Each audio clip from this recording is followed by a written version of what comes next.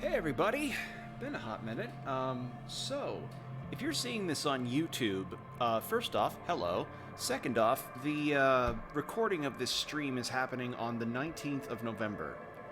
So that's a day before my birthday. So if I mention my birthday and the fact that I'm now going to be turning the ripe old age of 25, now a funnier number than 24, yeah, it's just me celebrating my birthday a little early, so can't blame me on that one.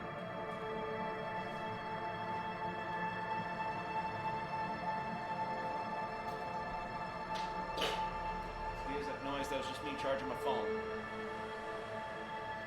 But yeah, my birthday is tomorrow, and yeah, I figured just kind of keep it with Disco Elysium. Because I enjoy this game and I want to just play a game I like on my birthday, even if it's a game that I have played before and have been playing a lot. Now then. Oh, that's right, we shaved. Ooh, that's weird looking. But yeah, I don't have any level ups left. I tried to ask Lilane out, and that completely botched, so yeah.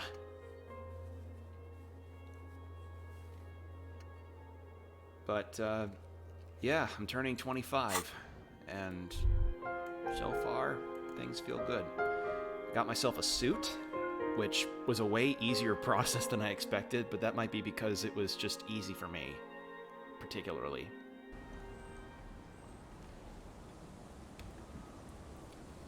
Oh, it's Kim. So Kim was waiting outside for me.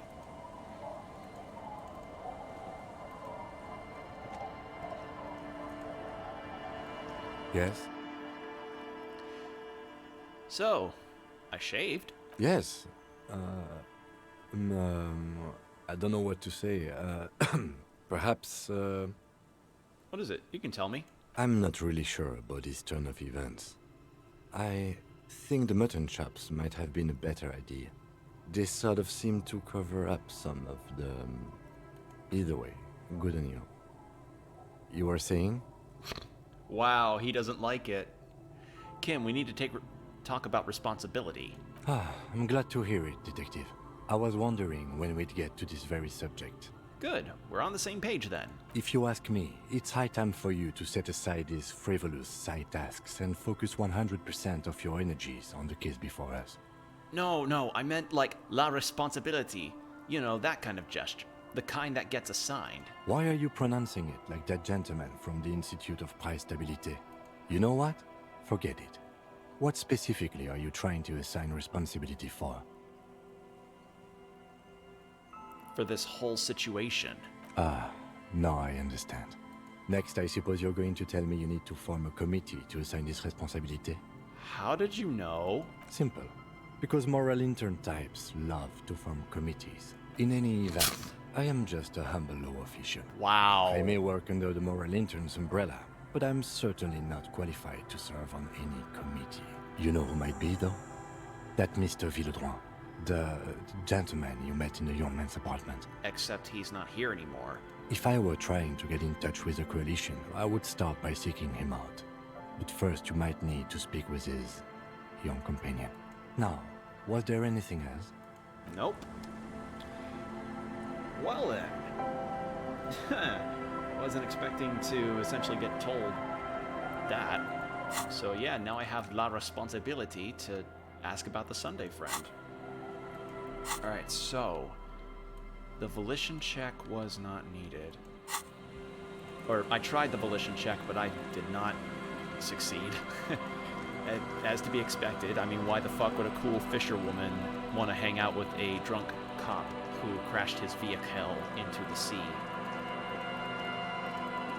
But yeah, things have been good in regards to today. I worked, but it was due to some short notice stuff. They wouldn't have assigned me if they couldn't. If they could have helped it, they probably wouldn't have needed me today.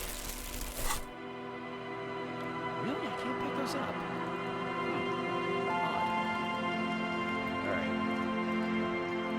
So, I've got the whirling that I can go to.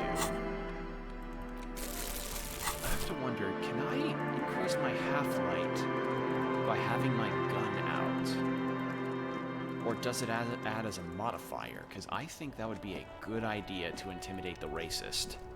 I would love to do that, actually. Oh, wait, the traps! The traps, the phasmid traps. Fuck, nearly forgot. Wow, alright. But yeah, we learned a lot of stuff last time we played this.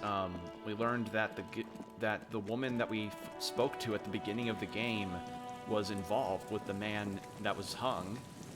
And yeah, it turns out that dude was a bit more complicated than it seemed to be, because according to what Titus and his friends said, the guy just seemed like a total mercenary scumbag, but nah, turns out it was just a dude who had a really bad turn on life and was just trying to...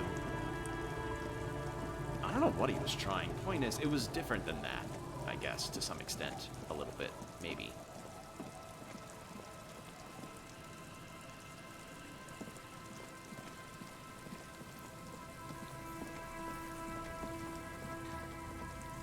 But yeah, that's pretty much what happened last time. It was this one. A few locusts trudging. Poor thing. Nah, still nothing on that.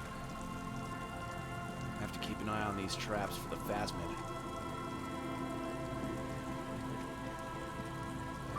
It was here.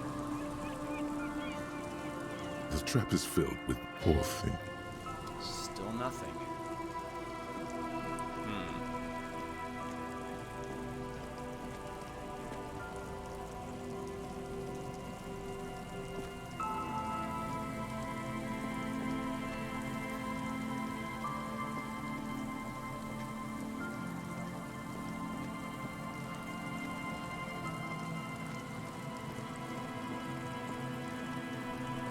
Yeah, we also got my gun back, so that's a plus. We got my gun back. We talked to the woman that was involved with the mercenary. I managed to authorize on Titus, which was a fucking miracle, I think. I don't remember how difficult the role was, but it was a tough one.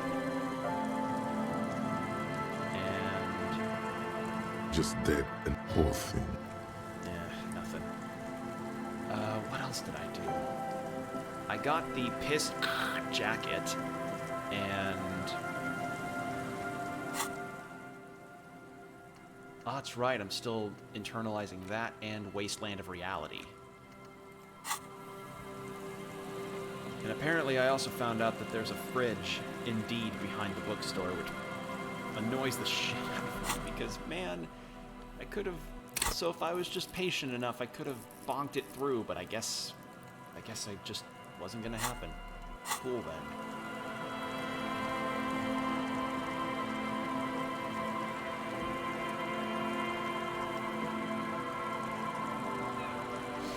But yeah, so far things in the game are going okay, I suppose. I got a lead on the drug trafficking thing that Joyce asked me to look into. That's what I'm supposed to interrogate the racist for. It's because he's the one that knows what her deal is. And I'm not pushing the dude that actually talks to her and gets to know her, because that's just mean.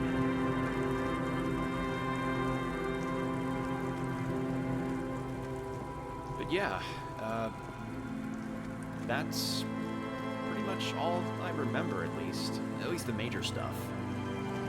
Lena and damn it, I forgot his name. Maury? No, Morel, that was it. Lena and Morel left the Whirling, I believe. They aren't there anymore.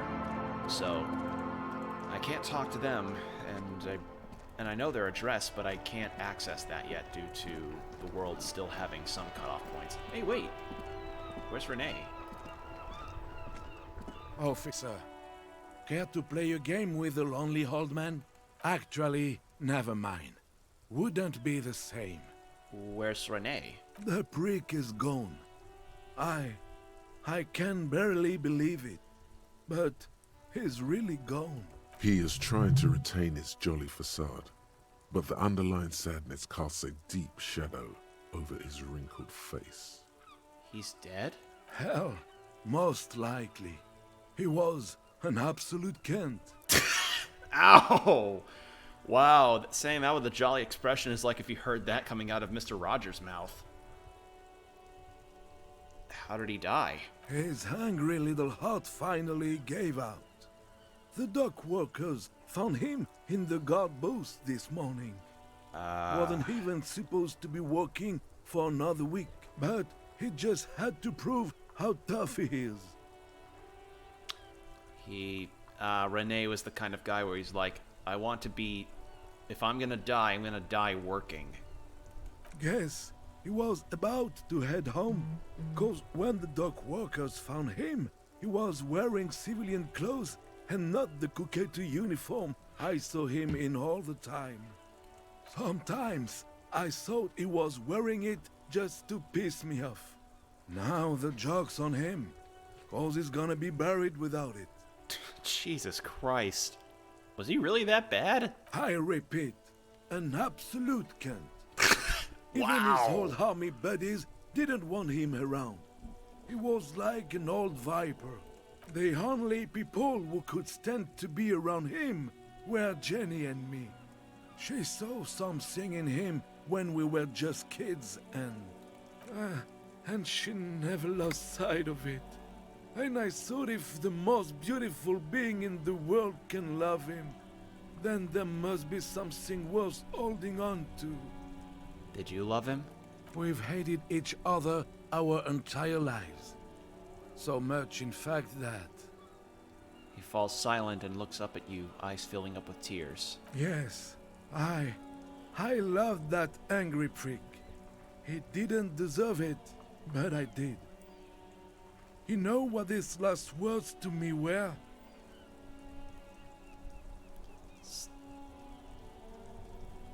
Some right-wing royalist slogan? In Guillaume's time, you'd have been shot without trial. That's what he said to me. He lived a cunt, and he died a cunt. Jeez. Let's leave it at that. Wow! Imagine saying that about a dead friend. Here, something to remember your friends by. Let me see. This was 60 years ago. We all went God to that damn. parade. Young René looked so happy, and Jenny... His eyes blur with tears, he has to stop. I'm sorry, officer. I just... Thank you. Thank you for this little memorabilia. It really means the world to me. That was nice. A small thing for us, but invaluable to him. He probably didn't even know René had the photo. Yeah, I mean, it's the right thing to do, man. Offer my sincere condolences. Yes, we are both very sorry for your loss. It is what it is. Part of life, really. But to know someone for 79 years, then one day Jesus. they're just gone. God, 79 years. I feel kind of sad that he's gone. Oh. I just don't know anymore. About anything, really. But you must need something. Too bad Renee's gone. I was hoping to ask him about Maybelle's. René wasn't really what you'd call a botanist, officer. And believe me, he didn't like Insulindian lilies. Wait, Insulindian lilies? That's their old name, dating back to the time of kings and crests, and all that other stuff he loved so much. Why didn't he like them? There were many reasons, but mostly it was the communards. They called them the Bells of Revolution. A sad smile passes his face. I guess in the end, the Insulindian lilies were just another piece of the whole Insulinde. The royalists had to surrender to the Mazovian insurgents. It doesn't really matter anymore. I want to go over a few more things about Renee, if that's okay. Yes? What about René? Yes, It is... I just don't know. Nothing new there. Alright. God. Wow, so Renee is dead. Fuck. Oh, that is not... Yeah, that's... I mean, he was an asshole, but he was still a cool asshole, but damn. Alright. Looking for something, Hunt? Come to tell me to fuck off again? Dress code ceramic knight. Saw you snooping cabin. It's a half-light check. My half-light's at 0. Do I have anything for half-light? Half-light, half-light, half-light. I know I have the gloves. Half-light, half-light. No, nothing different.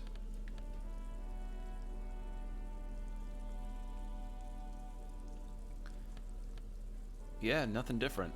Alright. Looking for something, Hunt? Come to tell me to fuck off again? Wait, I gotta... Wait, what? Oh, the ceramic knight thing is from the gloves. Oh. So I actually get a stronger modifier if I have the gloves on. That's weird. Alright, in that case... Looking for something, Hunt? Come to tell me to fuck off again?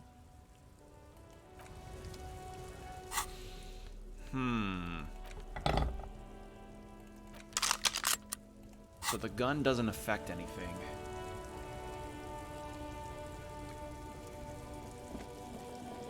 I don't want to add a point into Half-Light.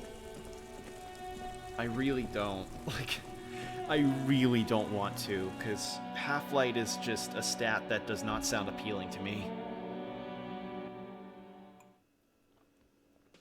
But if it becomes necessary... Hi again, gendarme. Can't get that. Bye-bye, gendarme. Again? I can't believe this shit. Can't talk to... Yes, sir. Nothing new there. We got the pinball thing open. Anything new from Titus? The clowns are still hanging around. What is it now? I can talk to Efrod about having my gun back. That could be something. And? He tenses immediately. Chest tightens. Jaw sets. Ready for right. another blow. Every time I set my phone down, notifications go off. God damn it. Hold on. I'm gonna turn them off. There. Those can go back on after the stream. And nothing. She stands by what she said. That fucking fucker. You're the worst cops in Revachol. I gave you gold on that tape.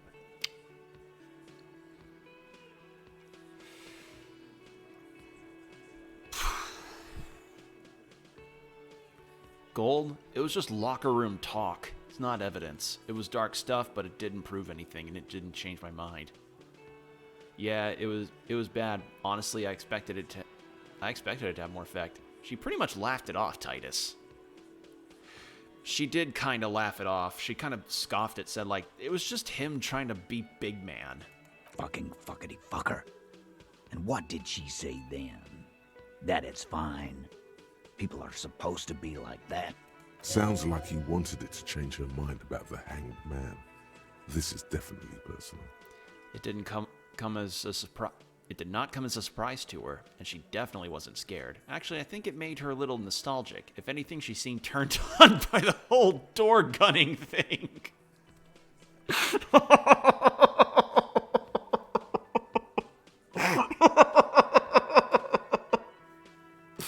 Oh. Wow. It didn't come off as a surprise, and it definitely wasn't scared. Yes. In fact, I think she thought it was a little funny. Funny? No good goddamn psycho whore. Alright. All fucking righty then. I guess it's good then. That fucking... Please try to control yourself in the presence of visitors, Titus. Wow. he's mad. He's mad that essentially that she's still going for the mercenary over good old straight-laced Titus that drinks beer at 7 in the morning. This is just perfect. Just fucking perfect. Any thoughts on this, lawman? Maybe she isn't who you thought she was. Nah, I know her. She's just a girl. In over her head. She's not some helpless girl. She's handled the mercenary well enough. You don't know? She's a model. She won a pageant. She's a hardcore party girl with a bigger death wish than mine. She's not some helpless girl. She handled the mercenary well enough. Handled him? She got into some stupid shit with that guy. Shit we had to take care of. Yes, we heard all about it, and the fact still stands. You were more disturbed by the tape than her. Nah, I know her. I knew it. Titus, I knew she was professionally trained by her walk. I told you she was a beauty queen. Yes, Glenn. I know she's a beauty queen. Everyone can see that. Sorry. Nah. Yeah. You're right about that. She takes way too many drugs. Well, it's as they say. You can't do anything with an underdose. Yeah, but I mean, she has an actual drug problem. Not like you. Not like us. I don't think I've ever seen her sober. I think this is personal for you. I think you had feelings for her. Yeah, they're all queers. Can't bump, hard fist, or anything. That was not the line that was written, but okay. It's all right, Glenn. I just thought I thought anyone would come around if they heard that shit. Apparently I was wrong. Yeah, that was fucked up. He wanted her to see the man for what he was. Now that you know, you might want to lay off this topic, or else you might antagonize him. I just got too worked up. Big man lost his shit. It's cool now. All right, be straight with me, Titus. What really happened? I already told you. We fucking hanged him. There's less gusto in his voice now. His men too are growing increasingly silent. Come on, Titus. It's been a long day. I'm tired of running back and forth between you. I can see you're tired too. Why don't you just... You know what? I am tired. I'm tired of you and the whore upstairs. Next time you see her, tell her Titus said, "Fuck off!" That lying, scamming.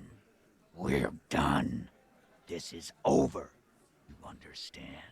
Your little investigation is over. Yeah.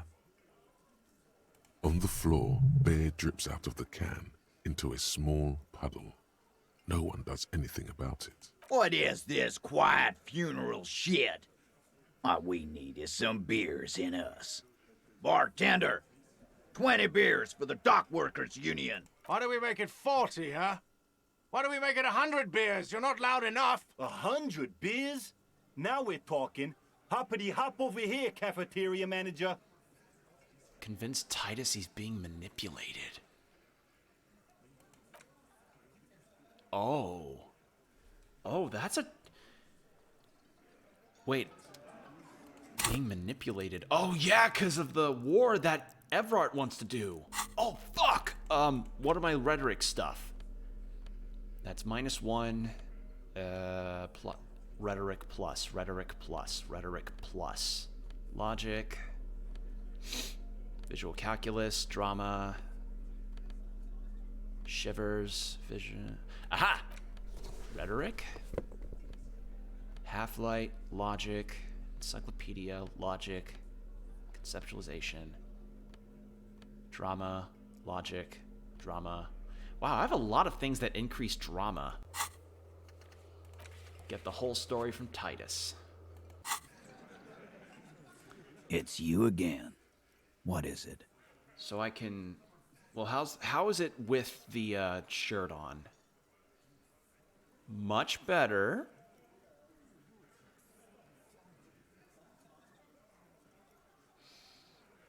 No, no, I don't trust it. I don't trust it quite yet, but I am liking the idea. I didn't think that I could get that kind of check off of him, but yeah, that sounds great to me. Alright, so I'm close to leveling up, and we still have the thingamabob to look at. But damn. So Titus got the old runaround. He got... Oh, poor guy was, like, actually starting to fall for the girl up... The girl up here, and yet she was all on that mercenary, and he was like, God damn it, I thought she would run into my arms after she heard that tape. God damn it. Fuck does Kuno care? Kuno doesn't... Yeah, nothing from Kuno.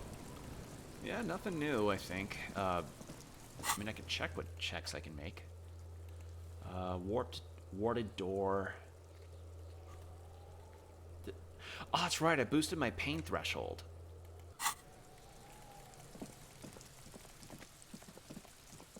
I just remembered that I did that.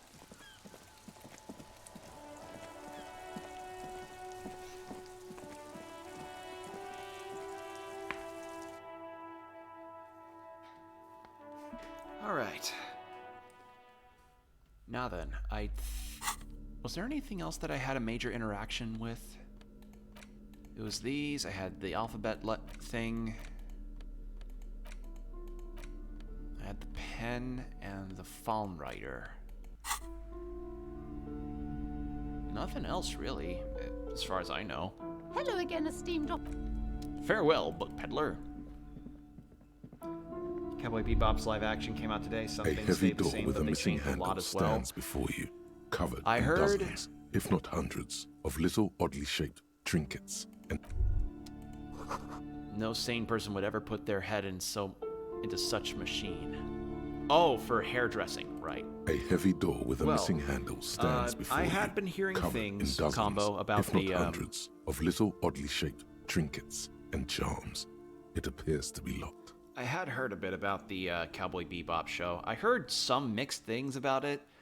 Like, mixed to negative, as far as the adaptation is concerned. But I haven't really gotten to watch much Netflix lately, so eh. Besides, I'd rather not sour my mood around the time of my birthday, so take what you will. Or, I mean, take how you much. Yep. Alright, 83%. That's right. Steady breathing. The room is dimly lit. It's made of a solid block of wood, but it Happy has birthday. stood there Thank for you, ages. Combo. The hinges are old and coated with a carmine layer of rust. It should be doable. I am going to be turning a number that is funnier than 24. There! Finally, I can bust this door down.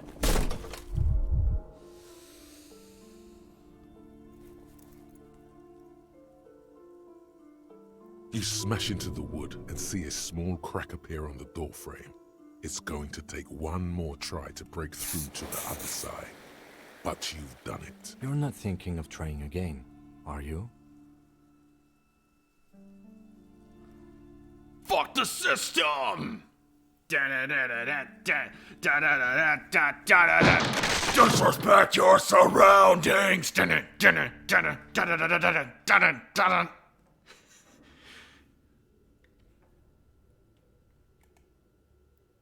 What is this place?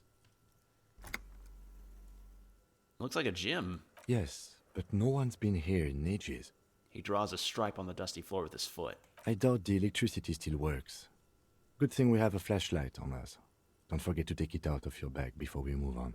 Some specks of dust shimmer in a faint beam of daylight falling from the window. Other than that, the room is dark. An eerie feeling rises in your chest. What if there's a reason why no one's been here for ages? Yes, because it's closed. No need to look for supernatural explanations where a banal one will do. Now let's move on, shall we? Tools. There we go.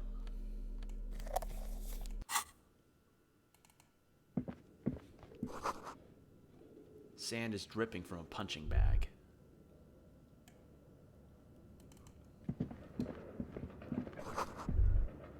Poster says Sidious Fortis. The rest is worn off. What's this? Ooh, a shot put ball. Worn out wall bars. They look unsafe. Smells like leather and sweat. A barbell lies on the floor. The color has worn off its weight plates. It's 60 kilograms. Your triceps hum at the sight of these weights. Show the world what kind of beast it's dealing with. Lift them. There are no collars on the barbell. This is a safety hazard. Why does it feel so familiar? Is this familiar because I'm a weightlifter? No, it's not that. It's the stale smell of rubber, the squeaky sound of sneakers, your bruised knee against the mat, and a whistle. Then the feeling is gone. It's just a memory from another life. When you were young and fit. Head hurts. From the hangover? Look, Kim, it's a trap. There are no collars on the barbell. You're right. The weight may fall off. Better not touch it then. What kind of bastard would just remove the collars? It should be a felony. It would be a violation of EPIS safety regulations if the gym was still operating, but it isn't. No one's supposed to come here anymore. All right, well, that was something to look at. Marvel's Hit Monkey is weird but fresh. Wasn't that the one where it's like a monkey but it's a hitman? Like a hitman monkey? For reject society, become his hitman?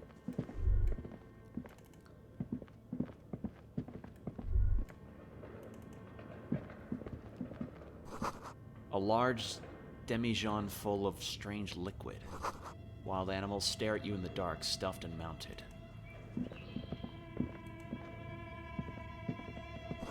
Airship rotors covered in spider webs. They remind you of blades. Yeah, I heard about that monkey hitman show. I'm not too interested. Naked mannequin torso, a strange yellow color. But where are the clothes it used to display? Blue velvet, soft to the touch, moth-bitten.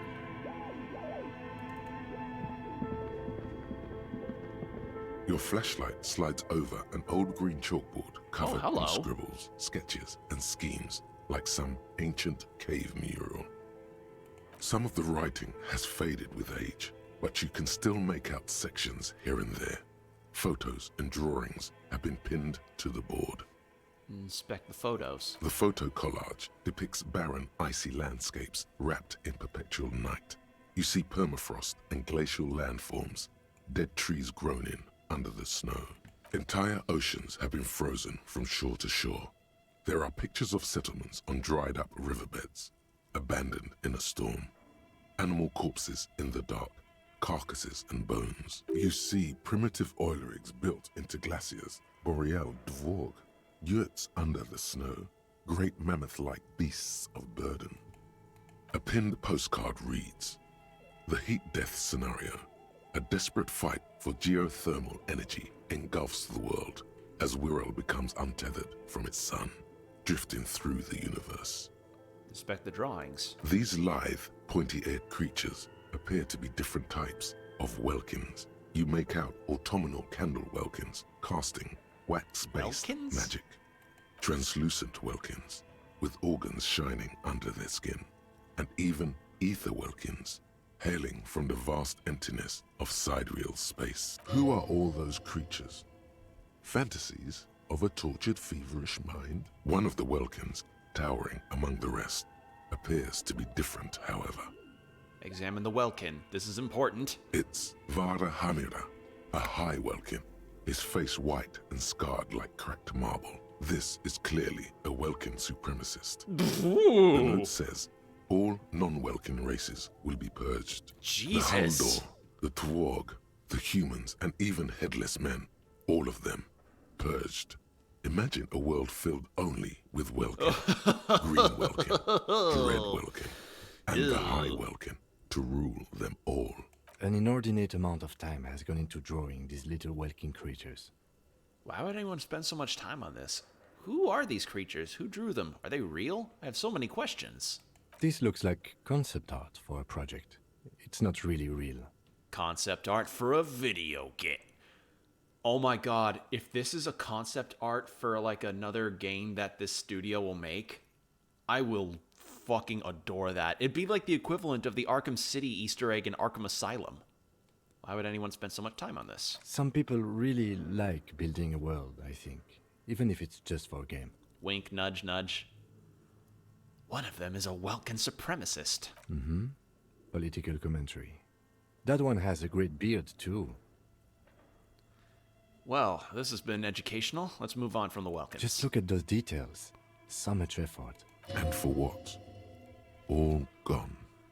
Inspect the schedule. This is a monthly calendar from the year 50. Cryptic words like sprint, daily minimi, and GPI span the marker-drawn grid. The grand scheme of production and money. It looks a bit like an academic calendar, only much more brutal. Keep reading. What happened? As time goes on, the numbers in the boxes grow rarer and rarer. The board becomes an empty snowfield in the final days. Only failure and regret dwell in this region. Looks like they didn't make it. A note in the bottom left corner of the chalkboard says, "See the prod schedule filament for details." Inspect the notes. The handwriting is only partly legible, but you can still make out 3 slogans: Call in, Tune Out, Wirral Untethered, and Heat Death of the Universe. The full text reads, "Heat Death of the Universe is the new black." Another note says, "The biggest advancement in role-playing systems since the 30s. Interesting. So this is somebody's concept for a role-playing game. Almost. I decided to revisit Skyrim VR today. I wish I had a crossbow. I'm not gonna lie, the anniversary edition This of old Skyrim... fireplace is covered in lines drawn in blue and red marker. The anniversary mesh release of spreading Skyrim over has the made stone me like blood very, vessels like... on alabaster skin. It looks ghostly and strangely ancient. It's made me very, like, ponder... It's made me ponder about whether or not I want to actually get back into that game, because it seems like Skyrim, despite the bugginess and everything, and despite all of the problems that it has, and let's face it, the problems that Bethesda have as a company, it still looks like... It still seems like a game that's just kind of fun to fuck around in. So... I don't know, like, I'd thought about getting in the game in the Anniversary Edition, but... I mean, if it's all Creation Club stuff that you need to pay for, then what the fuck's the reason to get it if I can just mod it myself? When I pull back and someone's walking up to attack, the arrow doesn't fly sometimes. I get screwed up. You get a crossbow later on. Ah. But yeah, I'd thought about getting Skyrim and trying a playthrough of that. I don't know. It's just one of those things where I've been watching Vinesauce play his new orc character, and I'm just like, me feels a twinge of nostalgia from when I was in high school, and I would be watching Slayers on Netflix, and then immediately jumping to Skyrim because I wanted to be in a fantasy universe. God, I wish they could show anything for Elder Scrolls 6. The whole thing resembles Kadran mosaic tiles. Very pedantic. Hold on, how do I know what Kadran mosaic tiles are supposed to look like? History classes, students with their textbooks open, studying the roots of our civilization. Those aquarelle blue tiles looked beautiful in the sun. What am I looking at? Radio frequencies, it seems. UKV 123.6, UKV 123.7, UKV 123.9. Some written notes, too. Sparse and cryptic. Radio frequencies of what? Unclear. It looks like a cardiovascular system. Head to bed? split Alright, thanks into for dropping by, veins and man. capillaries. Hope you have a good night. Very advanced. So we're dealing with some kind of something medical here. You think so? The web is comprised of radio stations, all lead back to one red heart, titled The Game Master Frequency. A note says, This one can listen in on any station it wants. They must have had massive airwidth. These things don't come cheap. Wait, who's the game master? Someone very important. The leader of a massive on-air game built by these people. A conductor for the hundreds of story threads that pass through the game master's frequency. If it's a game, then who's playing? Whoever decides to call in to a call-in station, it looks like. A list of names under the stations suggests people across 6 Isolas would be playing. Muindi, Insulinda, Kotla, Oh, so like a Ra, really advanced Samara, strategy game. and even Ilmara. Well, more like a fairly primitive radio-based strategy game, like a massive Warhammer thing. All of this is gone, left unrealized. There's no way a little basement studio working here could pull anything like this off. Ambitious? My god. It's as if the less money they had, the more ambitious their project became. The cots of airwidth alone must have been huge. Exactly. This schedule, I know doom when I see it. The company was running out of funding. What else? Nothing. It's just lines on marble. An echo from times long gone. No one has used the fireplace in ages. Wow, well, that was a fascinating little look. Alright, what's here? A dusty radio computer sleeps on its wired frame, forgotten and unused. Its keyboard has a rectangular on-off button. A piece of paper still hangs from the printer. Another radio computer. Just sitting here without anyone inside. This is the Ream Civic radio computer, model RC5120, equipped with a Feld mainframe and a Ream-compatible printer. Do you think I should turn it on? It's your call. You're in charge of this expedition, officer. The machine lights up like some prehistoric animal stirring from its slumber, revealing fluorescent play and print keys on the keyboard.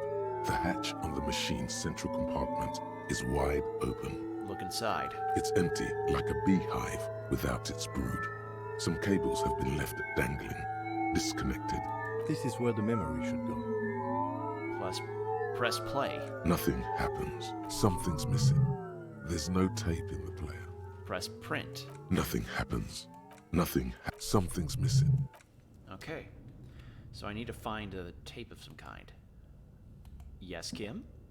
Okay. What do you think is going on with that computer, chalkboard, and fireplace?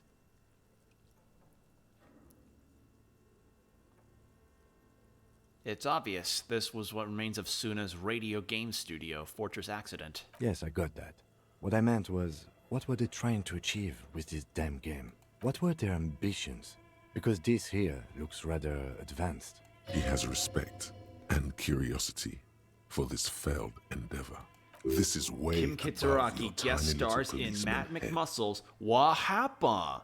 I don't know, I'm not an artist. Okay, well, I think. Oh, I got a failure. Like he's ready to lay out a fine theory, crafted together like a puzzle box. It looks like one of those popular pen and paper role-playing games. Yep. Only these people were trying to automate it, make it work on radio computers. Utter madness, he thinks, as a compliment. Has anyone ever done this before? Not to my knowledge. They make automated games in Graz, Messina, Königstein. You know, places with industry. But I don't think anyone has attempted to create an inter-isolary game before. We just don't have the technology. How were they planning on doing that? Through call-in stations. None of the players have to be physically present. Anyone in the world can participate in the game, as long as they have a two-way radio. Then there's the game master frequency that listens in on the smaller call-in stations. I think that was supposed to coordinate the stories, functioning as a master of ceremonies of sorts. Oh, Oh! So it'd be like tuning into a radio frequency to play your D&D game. That's the... Oh, wow. Coordinating so many games would take a whole switchboard of people, possibly divided into sub-frequencies. That'd be a lot. And this was a role-playing game? Indeed. Those Welkins are a dead giveaway. Role-playing people love that stuff. The world looks like a modified version of the We Were board game, with hit death thrown in. Super cool. Someone should give them millions of real immediately. This game is too good to be left unfinished. What do you think happened to the company? No idea. They stopped filling out the schedule on the chalkboard. Wow. Indeed, it's ambitious and untethered from reality, but... The world is cold and lonely. This would keep it company.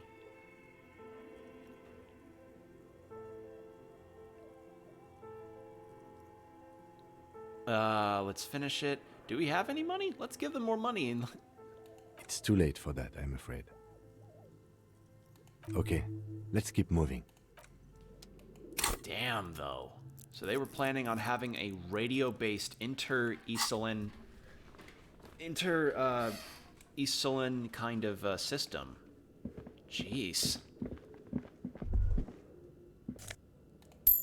A money. Is this Emma Tellier?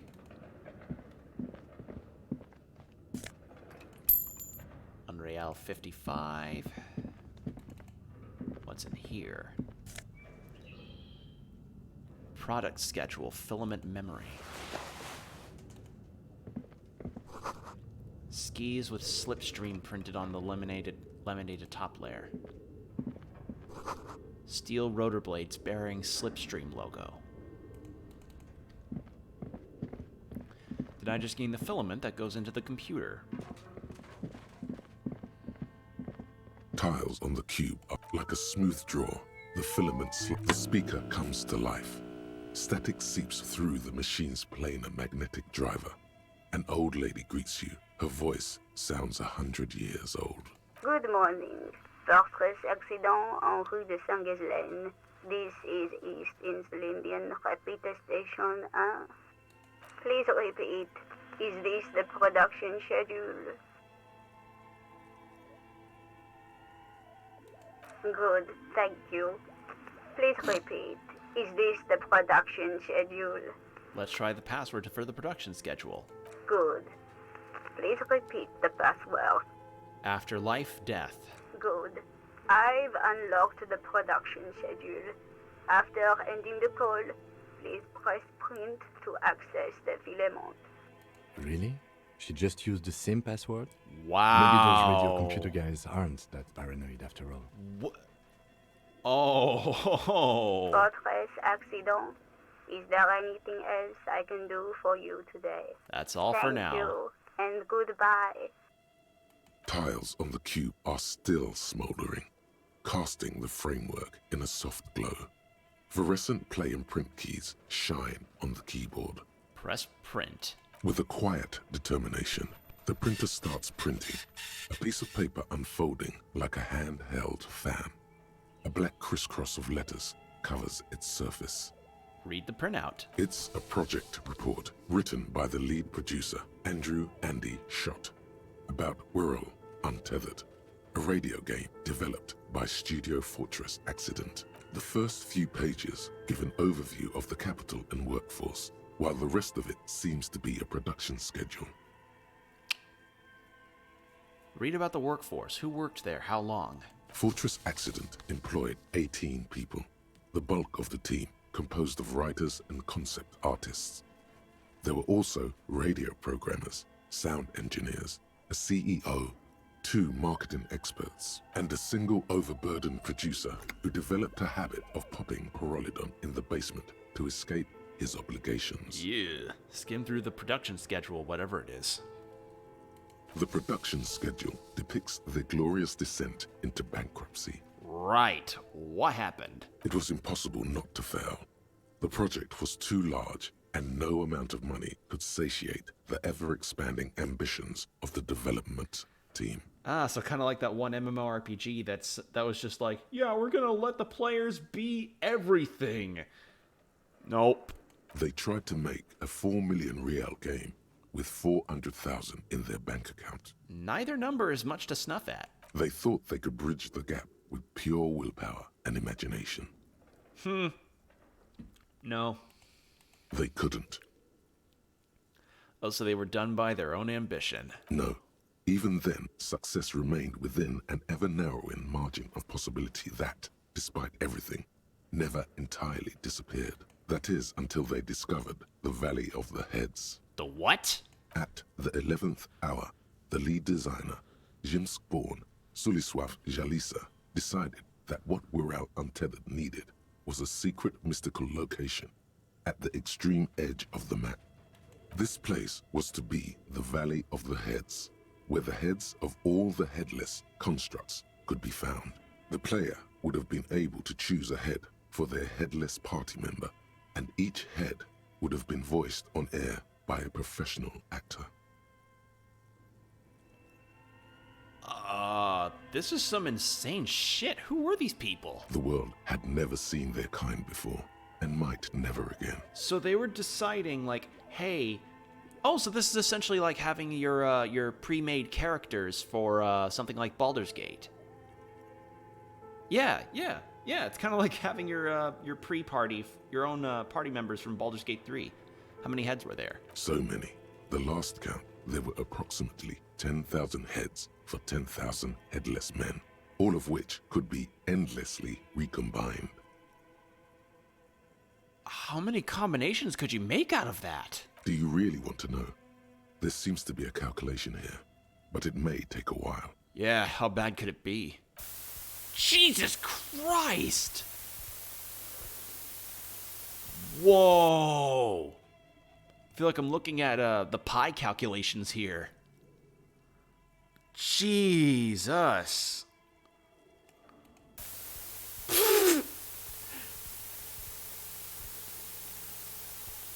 Keep going. Whoa. It's not gonna stop. The lieutenant taps his foot impatiently, his arms folded tight against his chest. Keep going. See how far this goes. What if you broke the radio computer? What if it's never going to stop? Please stop. Okay, so... And that's it.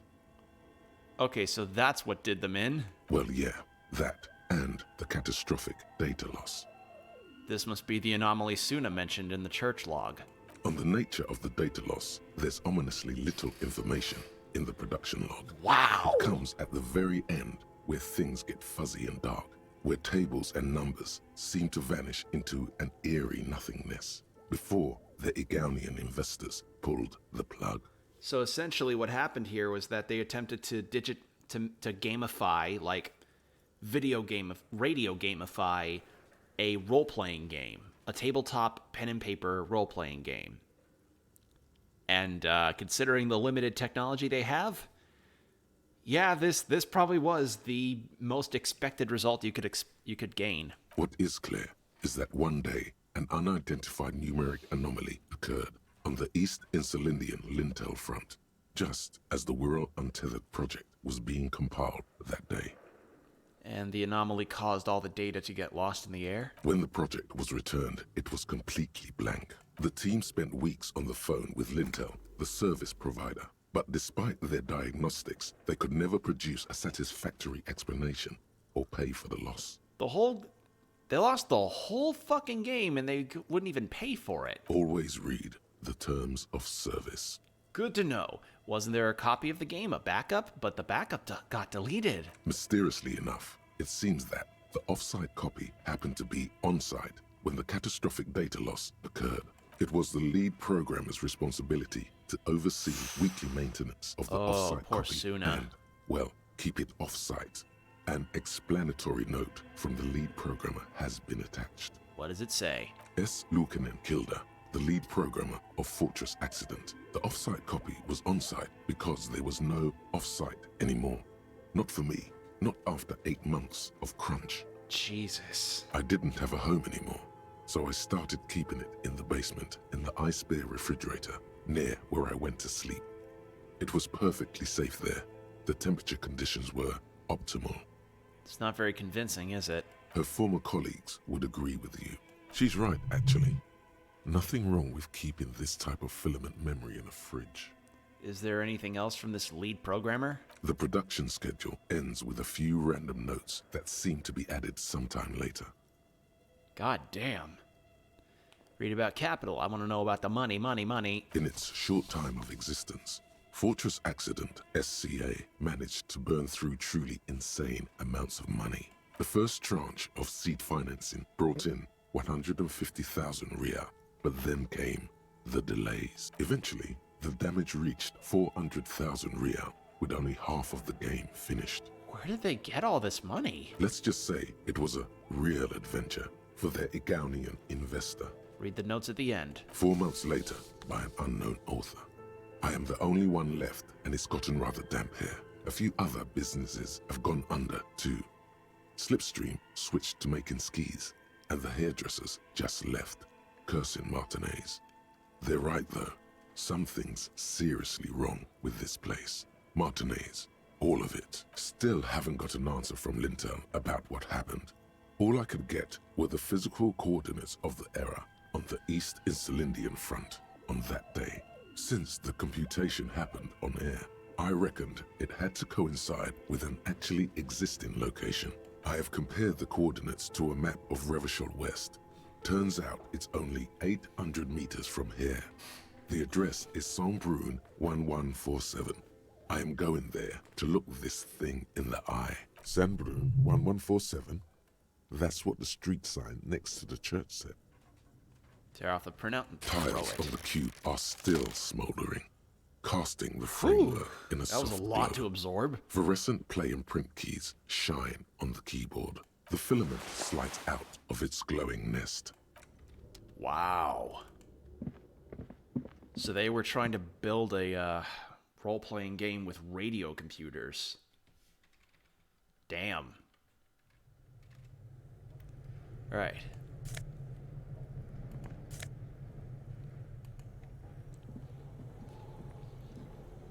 So that's what I would have had to stuff the body in? Jesus. Elysium and Real.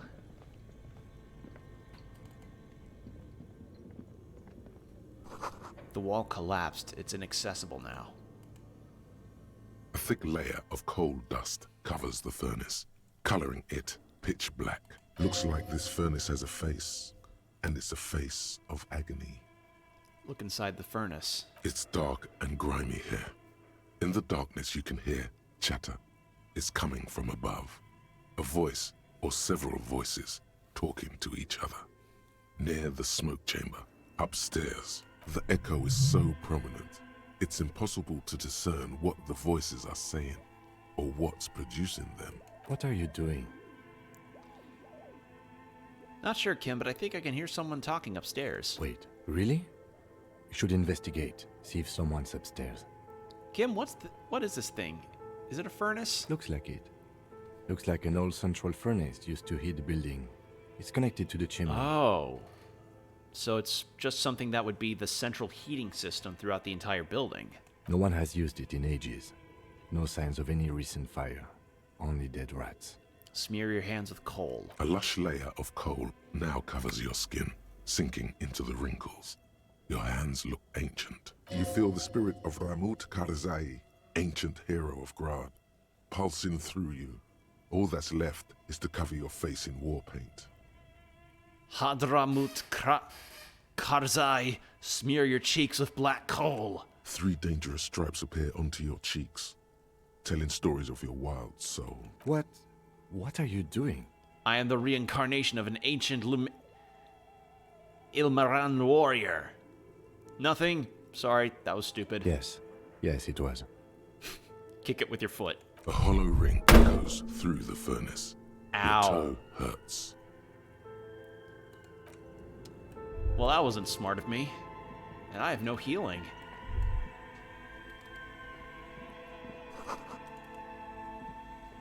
You see a terrifying ice bear with a strange compartment in its belly. The door is covered in frost, and the bear's eyes are glowing red. The bear looks oddly realistic. Is it taxidermy? This must be the giant ice bear fridge that Suna mentioned. Look inside. Crack the door open. A gust of freezing cold air rushes to greet you. You hear a low grumble as the bear regulates itself. This is the inside of a refrigerator. The lieutenant takes a peek inside. His hand has found the holster of his gun. Look inside the refrigerator. The shelves are empty. All you see are crumpled ice cream wrappers with the brand name, Revachol Ice City. A handwritten note has been attached to the door. The fridge is huge. But where's the filament memory? It's not here. Hey, I can't see the offsite copy anywhere. Someone must have taken it. What does the note say? Take the note. You pocket the note and the little fridge magnets keeping it on the door. Examine one of the ice cream wrappers. A friendly cartoon bear smiles back at you from a glossy cellophane wrapper. It looks nothing like the fridge. The paper still smells of vanilla and chocolate. What is a giant bear-shaped fridge doing in an abandoned cellar in the first place? Good question. It looks like an ice cream fridge. So they tried to sell ice cream from this hyper-carnivore? I know. What an unfortunate marketing choice. What is even worse, the bear is still costing them money to this day. The fridge buzzes with energy. The electricity bill on this thing must be catastrophic. Yeah, if it's been plugged in for this long. Alright, so I got a note. The note is written with a blue pencil on a piece of lined office paper. The kitchen magnets have left spots on its surface. Does it say anything interesting? This is tangential at best, but the lieutenant's detective instinct is still active. Read the note. Someone has scribbled, S. I can't believe the off-site copy is still here. The illiterate ginger kid keeps stealing stuff from the studio, so I had to hide it somewhere safe. Kuno. You'll find the filament memory with the off-site copy in the frozen ice cream maker. Please take it home, ASAP. It's important. I'd do it myself if I lived in a civilized place with a freezer. Take care. Silly Swaff. City Slough.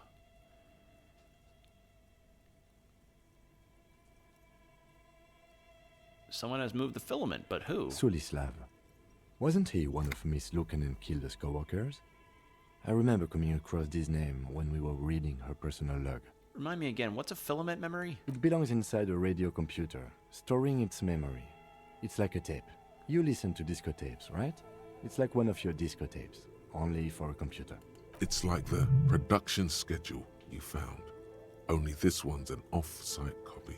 Who's the illiterate ginger kid? Really? You don't have a single guess? You mean Kuno? Oh, I'm sure that child would love to get his hands on a filament memory. Even if he doesn't know what to do with it, he'd probably try to pawn it for speed, based on our encounter. Do you have any idea where the frozen ice cream maker could be? I don't know. I assume it's somewhere close to the ice bear fridge. Alright, well, got that at least.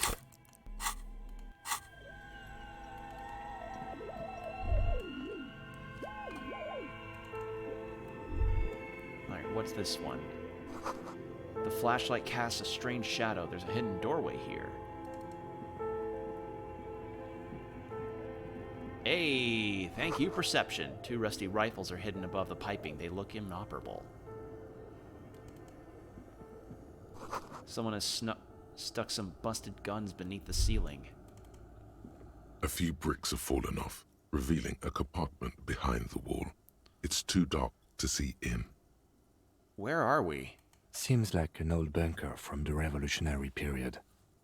Look at all those rifles. Must be an old weapons cache.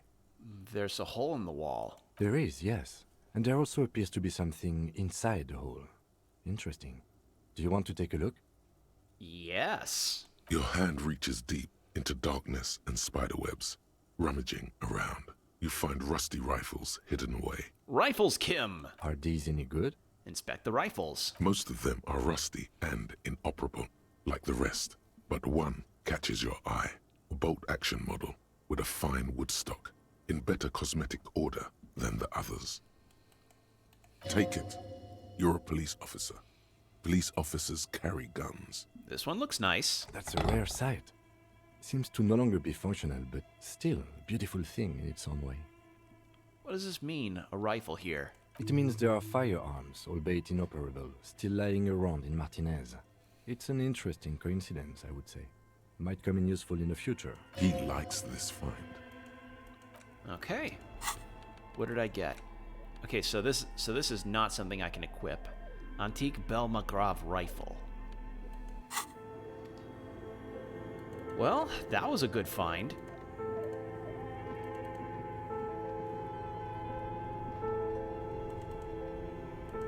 Alright, what's in here?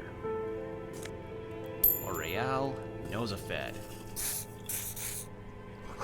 A frozen ice cream maker that's still running. That's where I get the other filament.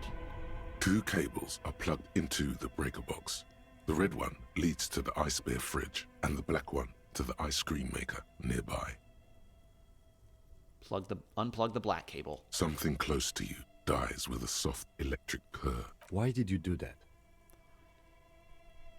I don't know why I unplugged it. I do things without any reason. The lieutenant raises his somewhere, a machine.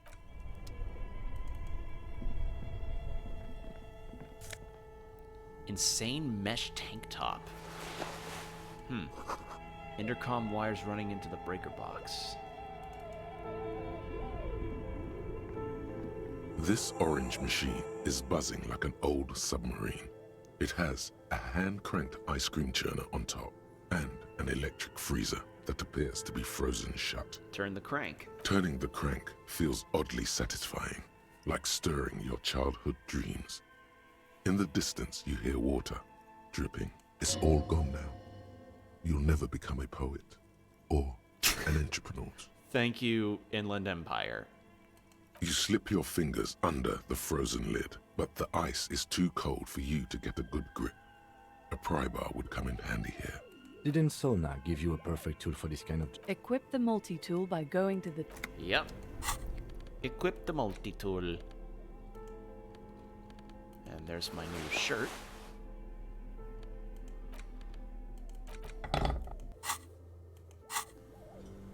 This orange machine is buzzing like an old submarine. Wow. It has a hand-cranked ice cream churner on top and an electric freezer that appears to be...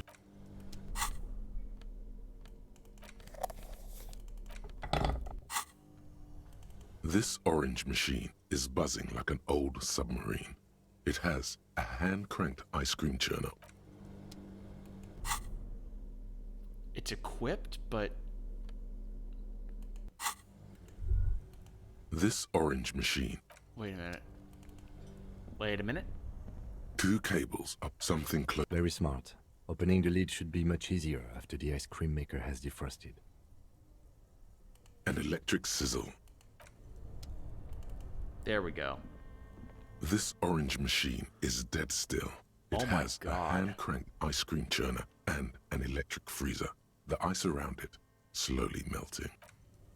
Alright, gonna give it time to melt.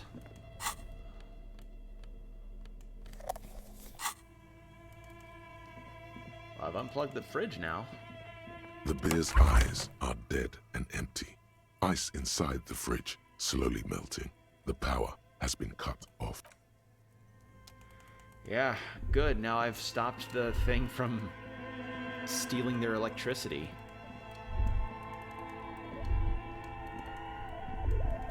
What is this way?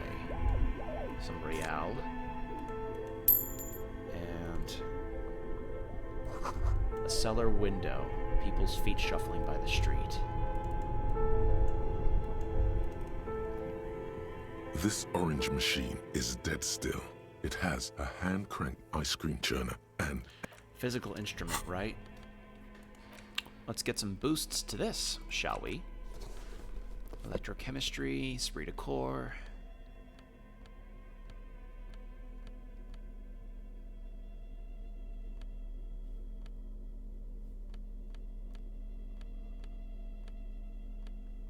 Physical instrument. Not helping matters is that I've got a thought that is pretty strong on physical instrument. Or, I mean, retracts my physical instrument by a lot. Actually, can I forget it? I can Yeah, I might as well stop, because that is gonna take a while, and it probably wouldn't even be that worth it in the first place.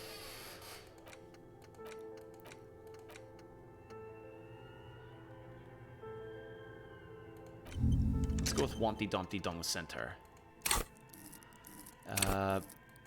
Yeah, might as well. Make it a partially learned skill. To at least help out with the racist. This orange machine is dead still.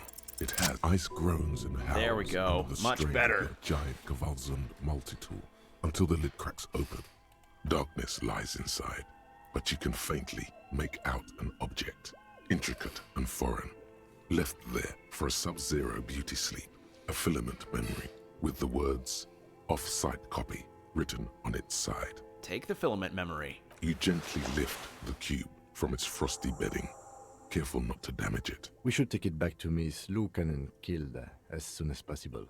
I'm not sure how well unused filaments tolerate room temperatures. Yes, but aren't you curious to know what's on the precious filament? There's a radio computer upstairs. I'm not curious. She wanted us to bring it to her. I'm not gonna pry unnecessarily. These are pretty nice and pricey though. 10 real each. Damn.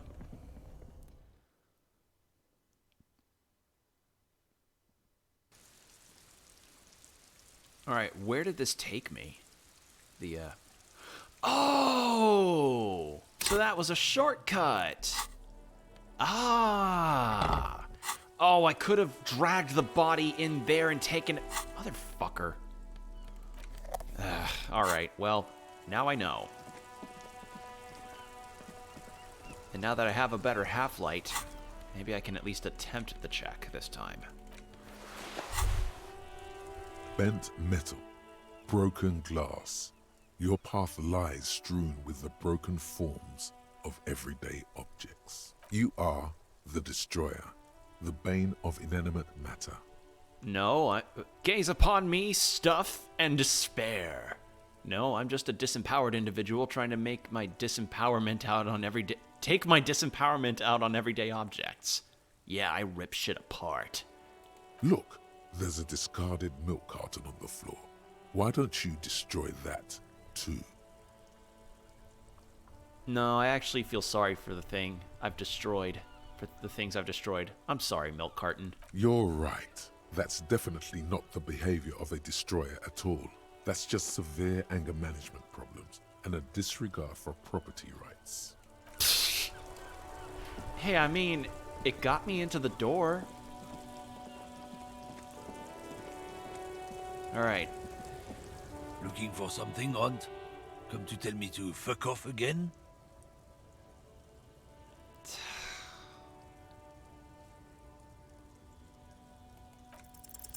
The main Didn't thing think so. is to not overdo it, even when you're trying to scare someone. The most important thing is, how does it look on your resume? Look, I'm sorry. Can you just tell me what you know? Make me, runt. Let's just go and ask Tommy, alright? We are wasting our time here. Fuck, I don't want to ask Tommy. Tommy's cool. I don't want to push him. Motherfucker. Well, it's a white check, right? I can try it again? Which one was it? Half-light? Yeah, it's a white check. I can try it again.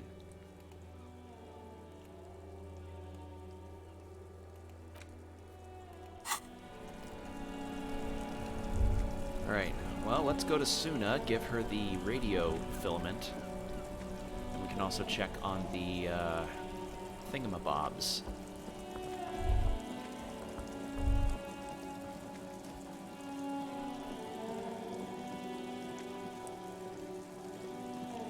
Check on the traps again.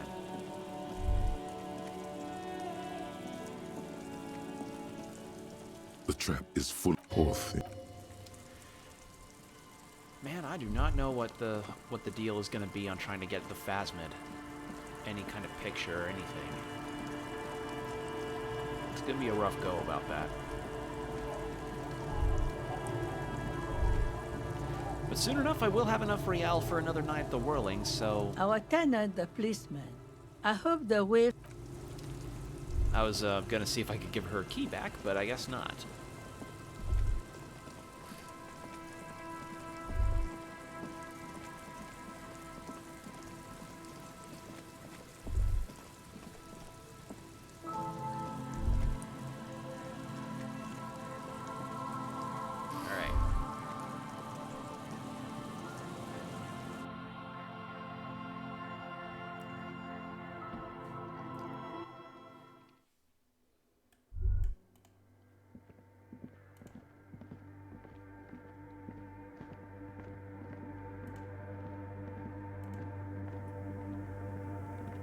Yes, what is it? About the offsite copy you asked me to bring? Yes? I brought you the filament. I found a note from the Ice Bear fridge. It said the offsite copy had been moved to a safer place. Wait. A note from whom? Did it specify where they took the filament memory? Suslaw. Jariza. Of course. Our project lead, Suliswov Jariza. God, he was always so hell-bent on keeping the copy somewhere safe. And feature creep, and the Valley of the Heads. Like it would have made a difference. The offsite copy was perfectly safe when the data loss happened. That data loss was anomalous. And the heads... I won't even get into the heads. Millions of them. Go find that copy from that ice cream maker, will you? Thanks. Valley of 1,000 Heads. You like the sound of that. I mean, that's kind of what I am right now. Brought you the filament. Thanks. Looks like it's the one. What's going to happen now? Now, I'm going to print it out to see what's left of it. Wait. No. That's dangerous. She shouldn't do it. What are you hoping to find? I have a theory. Lintel was able to divine the location of the anomaly from this broken copy. I want to repeat their calculation, only this time with better equipment. Watch. What an intricate display of failure. The paper starts filling out with ink, soaking it in a gleaming blackness. Not a single line of data stands out.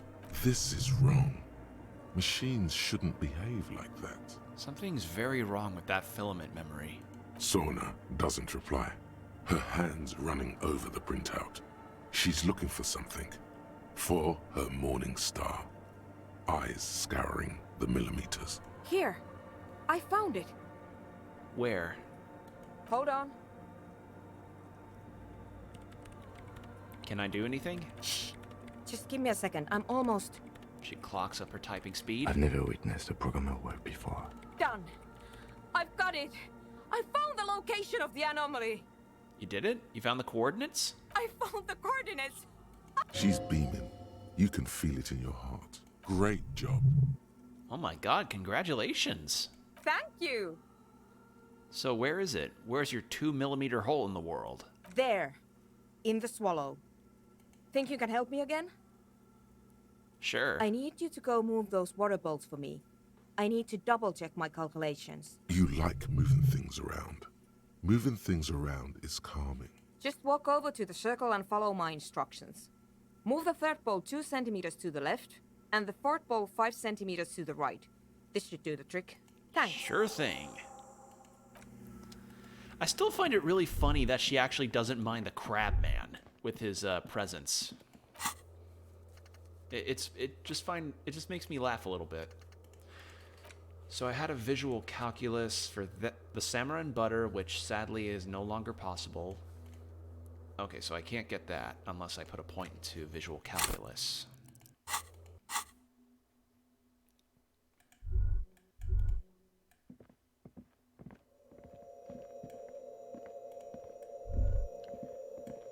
So she said the right one. It's awfully silent again. As if someone turned off the entire world outside those walls. Water inside the bowls stands still. Measurements have been marked down around the bowls.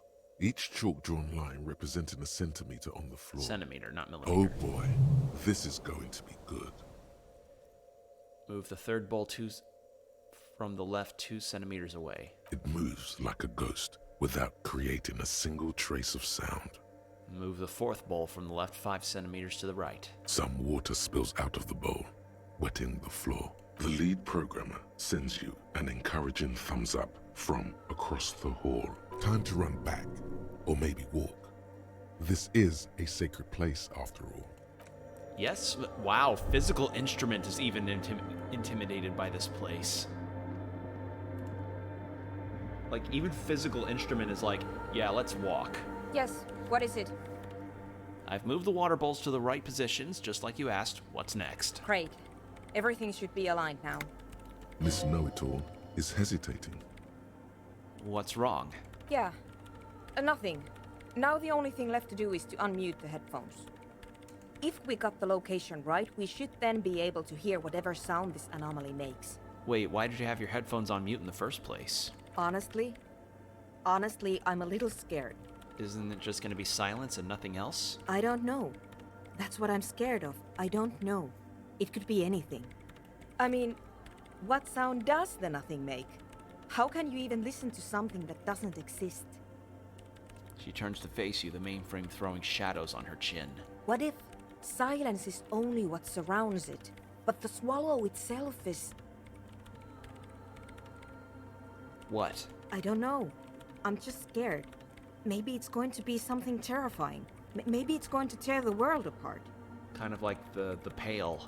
Like that evil ink that filled the printout, erasing coherence and meaning. You're right, we should be cautious. We don't know what we're dealing with here. Maybe. Maybe I'm just tired. It's scary, but we have to face it. Yeah. You're right. Let's do it. She puts on the oversized headphones, ready to press unmute on the keyboard. The lieutenant takes a step back. And then, nothing happens as Sona Lokanen Kilda presses unmute on her keyboard. Nothing but silence. You can hear some small animal cross the floor in the chancel. It's that quiet in the sanctuary. Say nothing. She doesn't talk. Her eyes closed and brows knitted together in a state of deep focus, one hand cupping the headphone. Well? Damn it. Come on, did you hear anything? No, of course not. Nothing happened. Let's move on. Despite her fear, she was hoping for something extraordinary to take place. What do you mean nothing happened? Did you find the swallow? No. My hypothesis was wrong. According to this, I should have heard something, if I got the coordinates right. Like I said, silence is only what surrounds it. But this is just another failure. Silence sounds like silence. That's all it is. You can try on the headphones. See if you can hear anything. But don't get your hopes up. Silence is silence? You're sure there's more to it? I think I may have something to help with that perception check. Slippy, watch out! You gotta hear for the swallow Sippy! No! Help me! Fox! I'm getting swallowed by the pail! Watch out, Slippy. God, imagine Star Fox mixed with this. This would be that'd be weird. Alright. Yes, what is it? Better.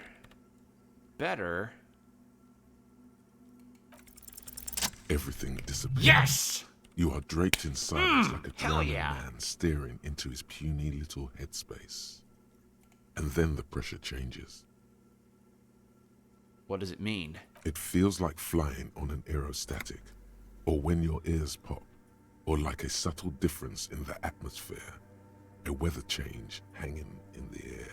What if the sound you're looking for is too low for you to hear it? Suna? What if we just need a better sound system? A better sound system? Alright, but where would we get one? Suddenly, a rhythmic beat permeates the walls, causing a small patch of decorative stucco to crumble onto the wooden floor. They should really allocate some renovation funds to this place. No. What they really should do is shut down the disco men for disturbing neighborhood peace. Yes, but they could help with the speakers. You mean the speed freaks? She closes her eyes and as more dance music invades the holy silence of the sanctuary. Of course. The speed freaks. They have a fantastic sound system. And you think they would help me? They would, if you wouldn't mind them moving in with you. I guess I could live through a week or two of peaceful coexistence. Brilliant negotiating there, Detective. As always. Great. I'll go talk to them then. Sure. Let me know how it goes. Thanks, officer. All right. Well, there we are. I managed to find a way to help the raves. The mother of humanism stands above you.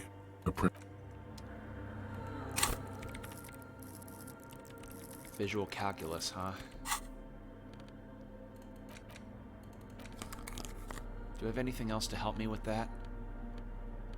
Conceptualization, rhetoric, drama, logic, drama.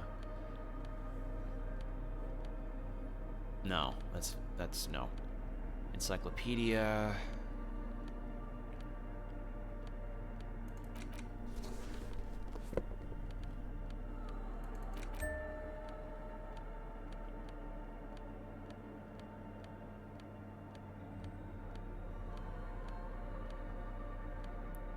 All right.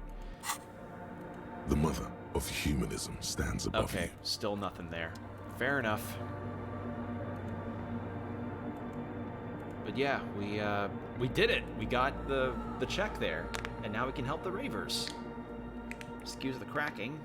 Just me cracking my knuckles. But here I come, rougher than the rest of them, the best of them, tougher than leather. My name is Knuckles. I crack 'em up just like Sonic. The same address the lead programmer of the fortress was looking for. Okay. Well, that turned out well.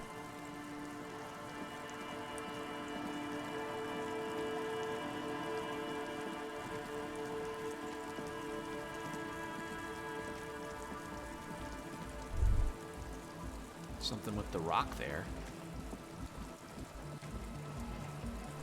Yellow moss on these stones. They probably stolen from somewhere's garden. Oh. Hello again. Empathy check. Nope. Not even worth it. Not yet, at least.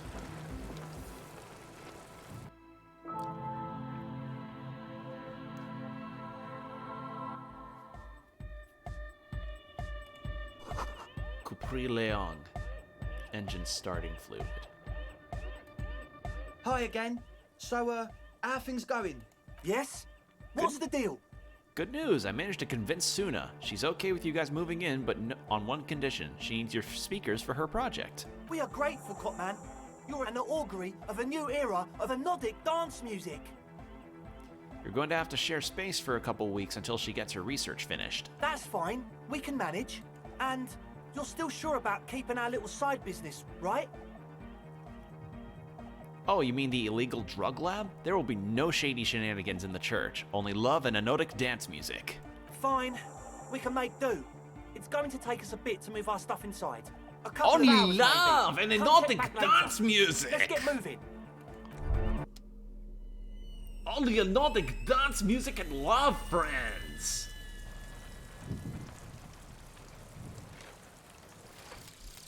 Wumpty Dumpty Dum Center.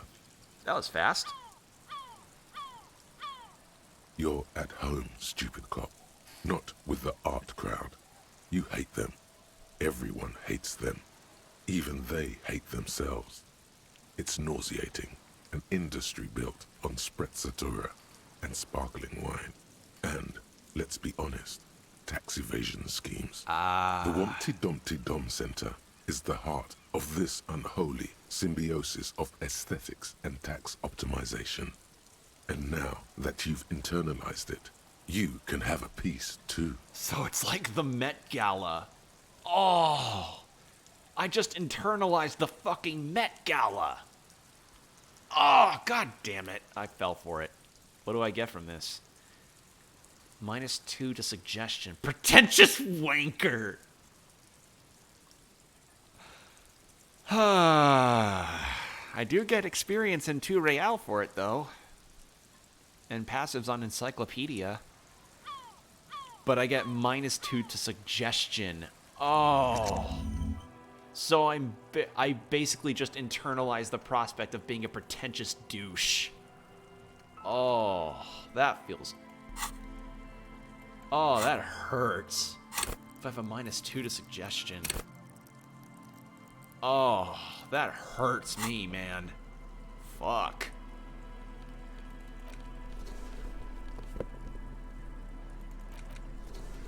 Alright, well,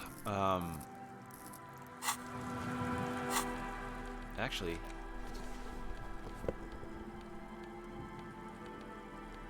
Jesus, man, Esprit de Corps...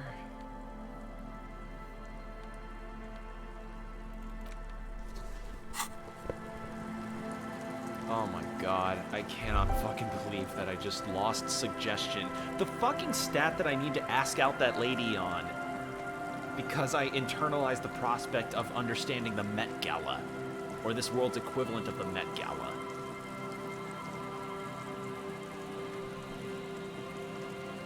Unbelievable. Like, as soon as I saw the term tax evasion, it immediately drew the parallel in my head.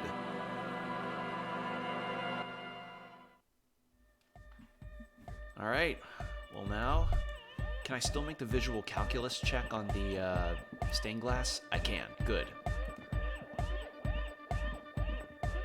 Yeah, it's all set up, man. Can you already imagine 1,000 people in here? 10,000! He waves his hands in an unbelievably lame, not a hardcore manner. Ecstatic vibrations, totally transcendent. And I've finished setting up the new compressor too. Now the only thing left to do is the name of the club. Will you do the honors, detective? What do you... Estelle, do you suggest anything? How about something simple?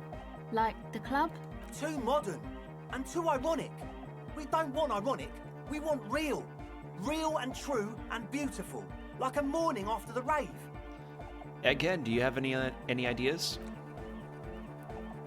Yakokata! Yakokata! The place to be!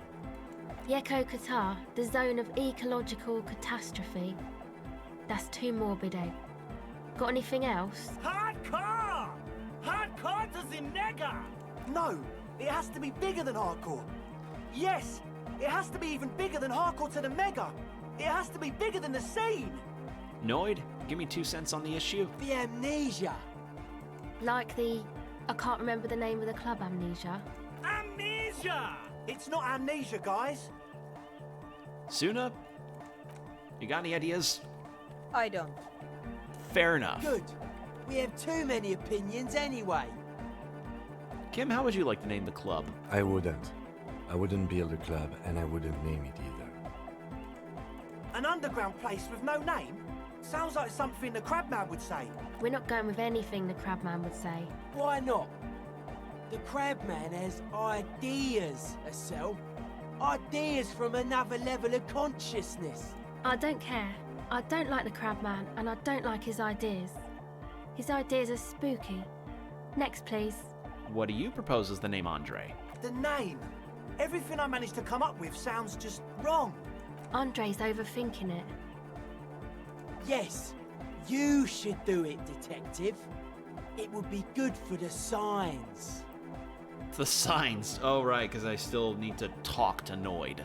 Noid's right. You've helped us so much. It's the right thing to do. I think I've come up with a name. You have? Well, what's the name? Oh. I'm not doing this one. This apparently was the name that the game was going to have before they changed it. I don't know the true meaning of it, but it sounds badass. No truce with the Furies. Oh. Cool fucking name. But this is short, to the point, and also has its cool parts. Disco Elysium.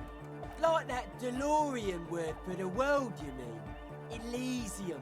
But Disco Elysium? Isn't it wacky? Disco's kind of gone, isn't it? Forgotten. The past is the future, but the future is dead. No, it's beautiful. Beautiful and brave. Like we want it to be. And short. And memorable. It's settled then. Everyone welcome to Disco Elysium. Andre breaks into frenzied dance-like motion to celebrate the name. Someone turns up the beat. What are you doing, Andre? I'm dancing. He performs yet another strange pattern of movements, but it doesn't look very cool or modern. Honestly, it looks kind of lame. That soft core gyrating is supposed to be dancing? We should talk about it. We should talk about your so-called dancing. Yes, my man. Talk?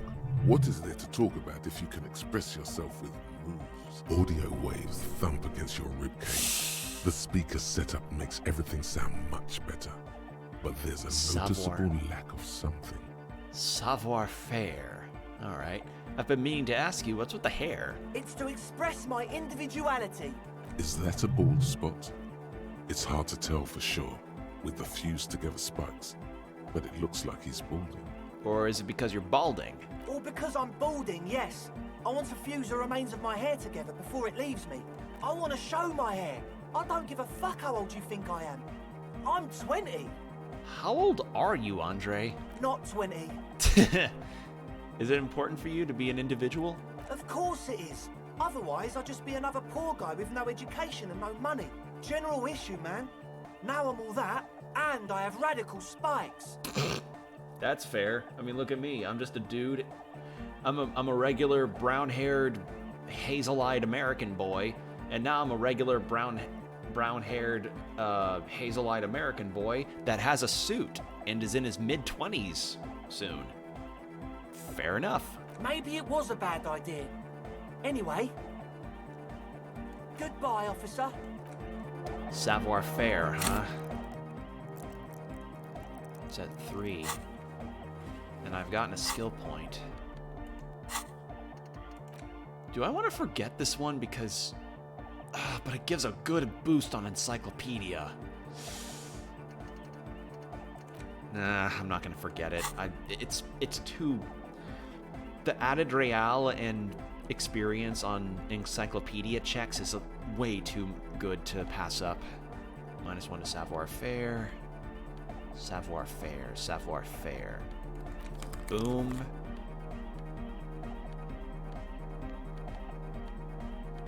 It was the disco-ass blazer, was it? Hand-eye coordination.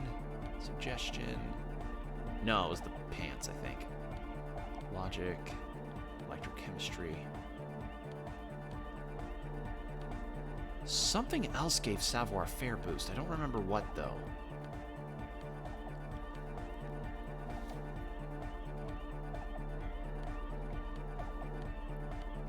What was it? Am I... Huh, I guess I only had the -1. Alright. Well, it probably wasn't that big of a boost anyway, thanks to the... Oh, hey, man. It's good to see you. Nah, that's... Unless Goodbye, officer. Unless I get a complete critical success, I'm not getting that check. I'm not hitting it. How about we put on my empathy glasses to talk to... a cell? She's whistling a melody, her trusty contact mic attached to a wooden pulpit.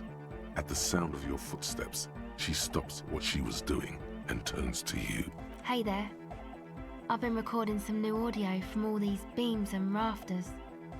The sounds travelling through the wood are pretty cool. Creaks and stuff.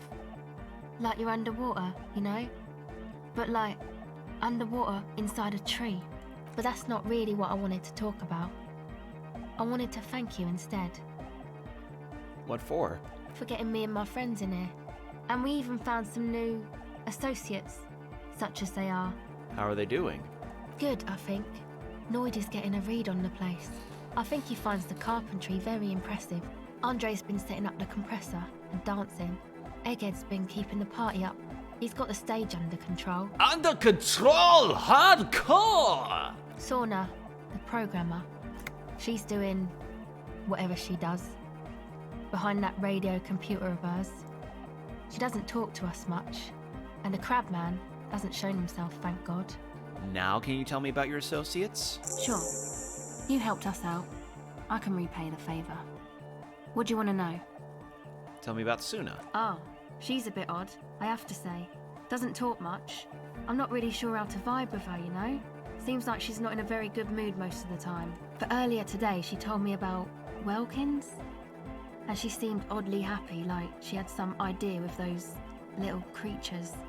Some artistic idea. I didn't really listen, I was busy with my mic. What about Tiago? Oh, the crab man. Still gives me the creeps the way he moves. But he doesn't actually come down that much, just climbs around the rafters. I just tried to stay away from the crab man. But he talks to Noid. They seem to have some thing going on. Noid talks to him? What for? Beats me. Noid said they get along somehow. They're both crazy enough, I guess. What does he do up there? Who knows? He doesn't really answer our questions, see? Not that it's easy to ask them. What are we supposed to do, yell up at the tower? Thanks. About the others. Who do you want to know about? Andre? Andre? He's a cool guy. Doesn't really come off as one, but he is. To me, at least. She rubs her sides, but not from cold. Her shoulders are relaxed. She must have taken a hit, or she's on an upswing. He takes care of shit. Sorry. I mean, he's got a vision. For what life should be, you know? He tries to push things until everything falls into place. He's an organizer. What has he organized? Nothing.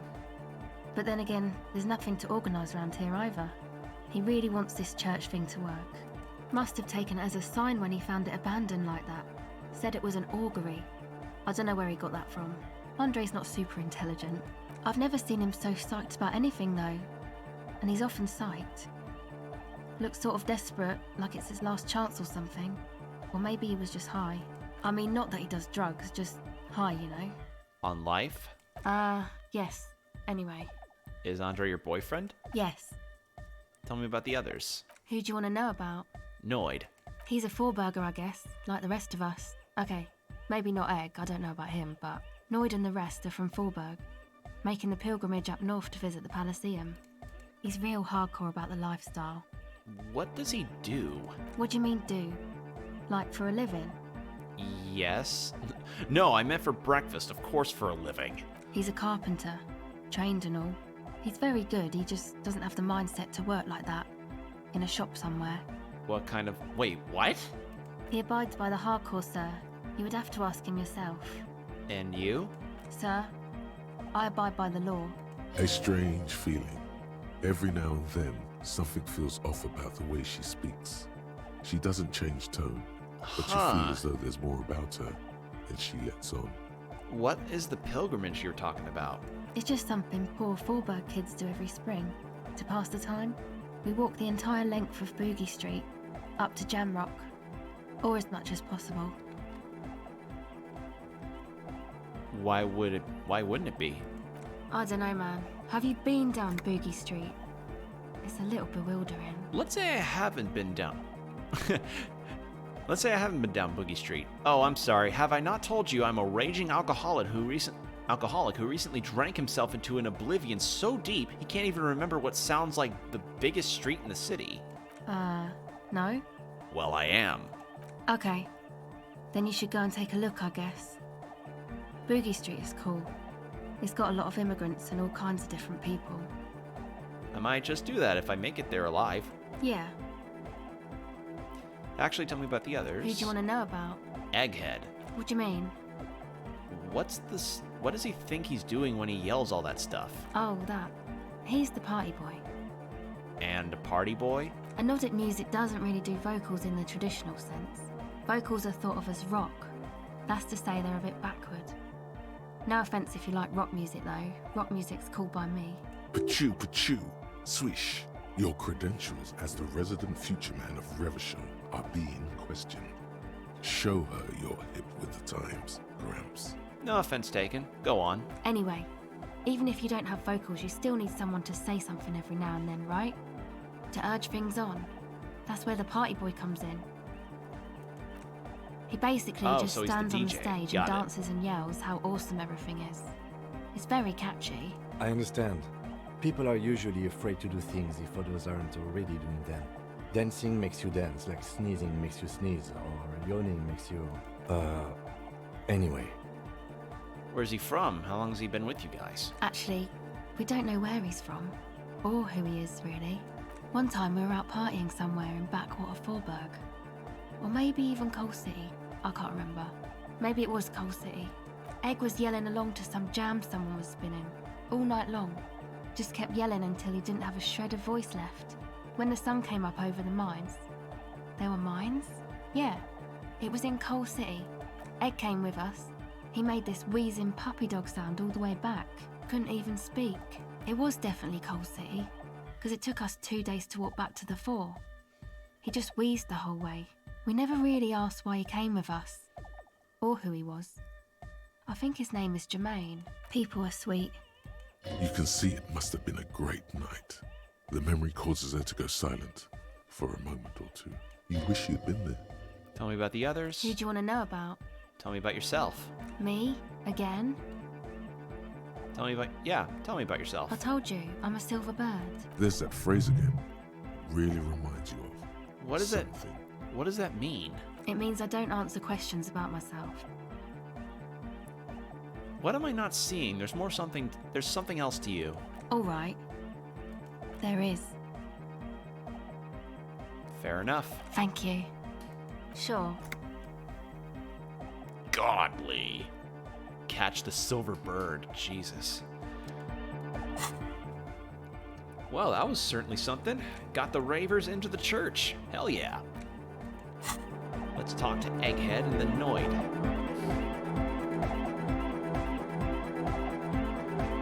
We're close. True, hard, full, car. It's hardcore. Skibbity. Your cop training. Still nothing there. Okay. He's still like, skibbity, skibada, copper man. You make it hardcore. I can't believe you got us in. With wonder in his sharp eyes. Between you and me, I don't know if you've noticed this about me. I'm a little suspicious of authority. But you really came through for the hardcore underground. Yes, you really came through for the hardcore underground. How come? Andre is busy cutting some slightly less lame, but still quite ungainly shapes on the church floor, sweating profusely. Estelle using her contact mic to listen to a tree underwater. The one with the large head is blasting the dance track on repeat, while the stained glass window behind him is rattling from the bass. These kids got spunk. I admire that. Okay. What he means is, you can't possibly have handed them this real estate for such a flimsy reason. Then again, whatever keeps your nose out of the bottle and on the job. What do you think about the church, Noid? It's a miracle of carpentry. Dead bodies carved into total shapes. Now it can be something more. You say that as a carpenter yourself? I don't say much anything as a carpenter anymore. They tried to make me into a reckoner and a leveller. Made me a bit manic, you know. I regret the time I dedicated to that profession and that worker collective. I say things more as a member of the hardcore side dance community these days. You're not gonna ask me how I knew? Why? You're a cop. I carry carpentry tools. How old do you think this church is? Over 300 years? That's right. The first settlers built it, plus 6 more like it, on the coast here. Was one of the first things they did. Must have been really scared of something, but I understand. Alone on an uninhabited archipelago, forced to face themselves and nature. Pre-industrial quantities of solitude. The sea, perhaps something more fundamental. He means something paranatural. He must... I would want to build a safe place for myself and my own as well. What style is this church built? A cop who's into building critique. Okay then, this is folk DeLoreanism, lawmonger, huh? It's a subset of early DeLorean architecture. I'm not just a cop, I'm an art cop. Art of core. Okay, and what is DeLorean architecture like? Total. Everything between an ancient concrete cathedral and a glass cube is DeLoreanism. This is just an homespun version of it. Folksy stuff. Early mass production. They made thousands like this. Does that help you out? What would a DeLorean building look like? Like that woman there. Vertical, thin, white. A false image of grandeur. The source of the system is up there. You're at the bottom. They really dug that power vertical. Like to show off large and intricate structures. Arches, spires. Put you down with them. They were really into painting everything white too. Virginal shit, you know. Married shit. Virtue and tyranny. This church isn't painted white as far as I can tell. Stands to reason it used to be white on the outside. Before the sea wind took all the paint off.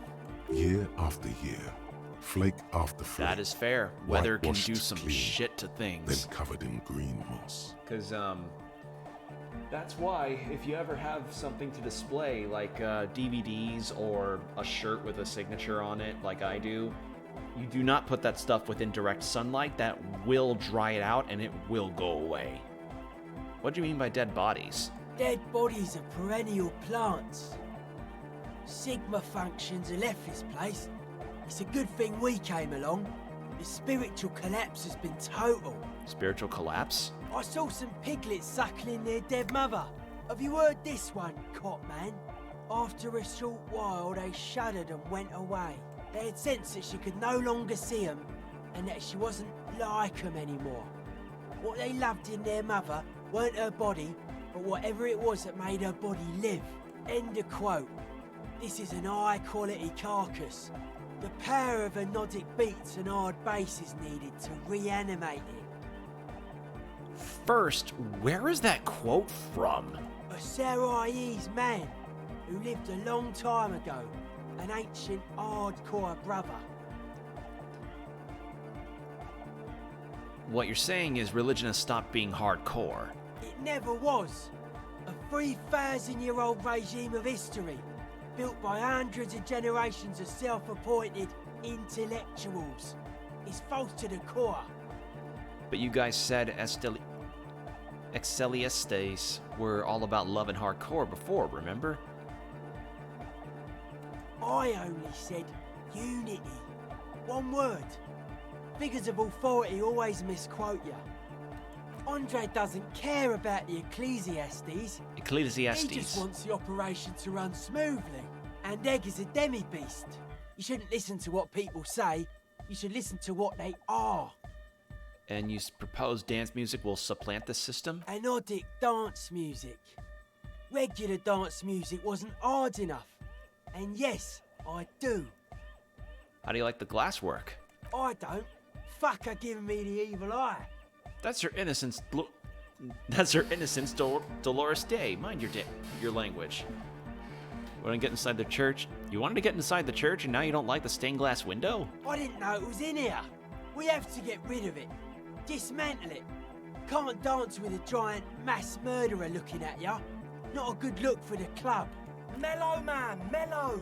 No one's a mass murderer. This is a house of love. Mass murder on the floor. But she's the innocence of humanism. Humanism seems to be a pretty big deal around here. Humanism leads to eating sugar and pigs. Humanism was invented to mass-produce billions of humans. Billions of humans can mass-produce hundreds of billions of pigs. She liked games.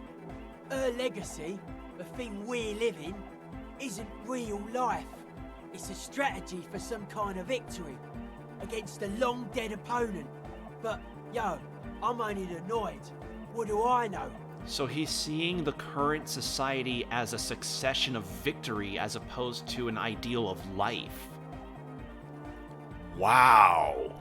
That is actually a really interesting perspective. But she's pretty. She invented the beauty you're feeling. Seeing her glass cutters and iconographers, you set the standard, alright, then you meet it. It's effective like that, but it is also very soft of core. That so-called beauty of hers. It's anything but softcore. It's terrifying. You may be onto something, Copper Man. She's got those mass murdering it.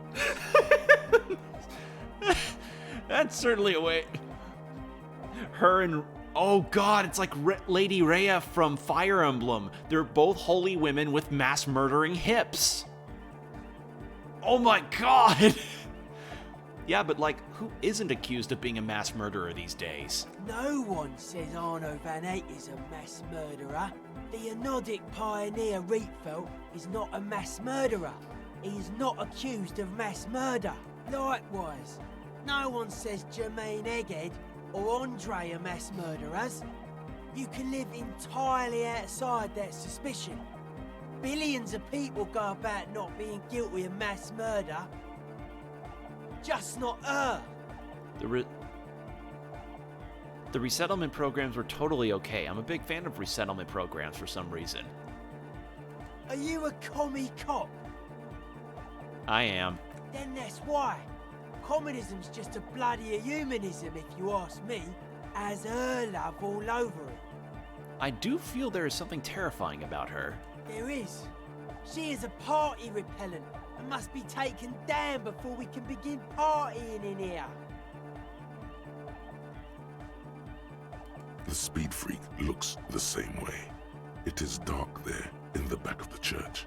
For a moment, the music echoes strangely. Isn't she supposed to be the embodiment of the world spirit? The world spirit does not have a body. It has organs. Hardcore is an organ of the world spirit. This Arno van Eyck track is an organ. The carpentry and glass cutting that built this house are also organs. She's a thief, if you ask me. An organ thief. All innocences are. Would you say she was, human? I like this question, Cop Man. She did not live the life of a human. She lived like someone who's playing a game. The life of an operator. Oh. Well, that would explain why he sees this as a victory on her part. That's not the life that humans live. She was adored. Humans aren't. I don't know about you, but they hate me. And they do not think I'm innocent or some shit like that. I don't know what you're talking about. I have thousands of fans. I'm surrounded by love and support all the time. Yeah, they hate this too. Point to yourself. She was a player. She played us all. It's just a game to her. Well, they loved her. They put all their love in her and forgot all about the rest of us. Okay, so they found the one person that represented the best of them and put all of their faith and attention on them whilst leaving the rest of them in the dust. Ouch. Yeah, I'm done talking about her. I don't want to think about her anymore. What a strange choice of words. Caustic. Overflowing with negativity. That can't be healthy. What's happening here? Why do you keep coming back to this window? I don't know. Well, you shouldn't. You shouldn't come back to this anymore. Stop talking about it, please. How are you settling in? Hard to say, Cop Man. Signs in here are distinctly wild. Gonna take a while before everything's properly synced. I did get to talk to the Crabman though. You mean Tiago? Anyway, he's been giving me kind of a psychic rundown of this place. Dude's seen some crazy shit, but he's actually a lot like us. You mean all his mother's love stuff isn't too spooky for you? You mean all this sobriety stuff isn't too restrictive for you? What do you... Have you been listening to what Egg's been saying? Love is hardcore, man. And the mother's love is the hardest core of all. The man picks up on stuff. And he knows a lot about the church. I got a lot to learn from him. Good thing you didn't squash him. What did Tiago tell you about the church? The Crabman's been lurking here for a while. He's experienced things. Things that give off bad signs. As far as we can tell, the Ubies built this place about 320 years ago as a sarcophagus. You mean there are dead bodies here? Not like a literal sarcophagus. I'm just being metaphorical. And what's it for? Encasement, confinement, of something they were afraid of. Something new and unheard of on the Isla. I think that's what the Crabman is experiencing when he climbs around upstairs. Like, this is some old world shit the Ubies had heard about. I thought the best way to deal with it was to build a church, surrounding it, to contain it. What to contain what? I don't know. And it's not something they properly understood either. What it does. But it's what this Sona person is looking for and trying to measure. It'll be fruitless though. She won't be able to measure it. People like that always want to measure everything. All those things they really can't. What makes you think Suna's going to fail? Seems to be the trend around here, doesn't it? You can't measure shit like this. It's not like substance. Well, if it's without substance, I guess there's nothing to worry about. Maybe you can figure things out, Cop Man. I think we got on a good level here. The signs are syncing up well. Why are you so suspicious about everything? Suspicious people are esoteric people. We don't go around spilling everything to Johnny Law.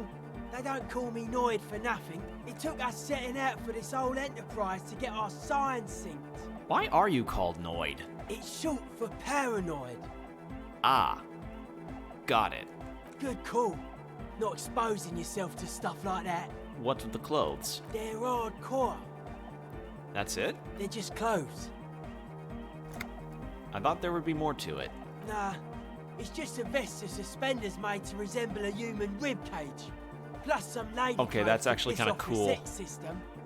Now tell me about that hardcore necktie. It's fucking primal. Okay, that's actually kind of cool. Using suspenders to act as like a clothing rib cage. That is actually really cool sounding. It's my friend and accomplice. It makes me party harder. I can see that. And you've partied very hard for a very long time, haven't you? It looks like you're trying to hang yourself with it. So large, too. So many different patterns. It's crazy, man. I like it. You suddenly realize the patience and respect this speed freak has shown you is partly because of your style. He's probably not like that with everyone. Respect as a man! Dead body, spirit, a mass murderer. What? Okay. Sure. Take care, Noid. Alright, Suna, have you got anything new since we got the speakers in? Yes, what is it? How's the project going? I see that your neighbors have moved in, but all I hear is Enotic dance music. What? What did you say? I said, how's the project going? I can't hear you! The music is too loud! The project, how's it going? Oh, the project! It's not going well! And? There's that guy! I need him to plug a 3.5 cable into the auxiliary input so that I can route the audio signal through the mixer into the speakers. He doesn't Why don't you ask listen him? to me! He only ever seems to care about hardcore and Yekokata! A place to be, apparently. I'll see what I can do about asking Maybe him. you can get through his magic rhymes. Let me know how it goes.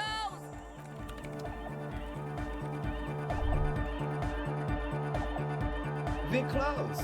True, hard, full, car. Hardcore. Still say nothing. Hardcore to the mega. Internally nothing. coherent. All car. All right. Yeah. He furrows Say his nothing. brow as his very large head Just keep traces saying the nothing. sublime, invisible movement of the music in the very real air of the church. Hardcore. Ah. The question is, what is the question?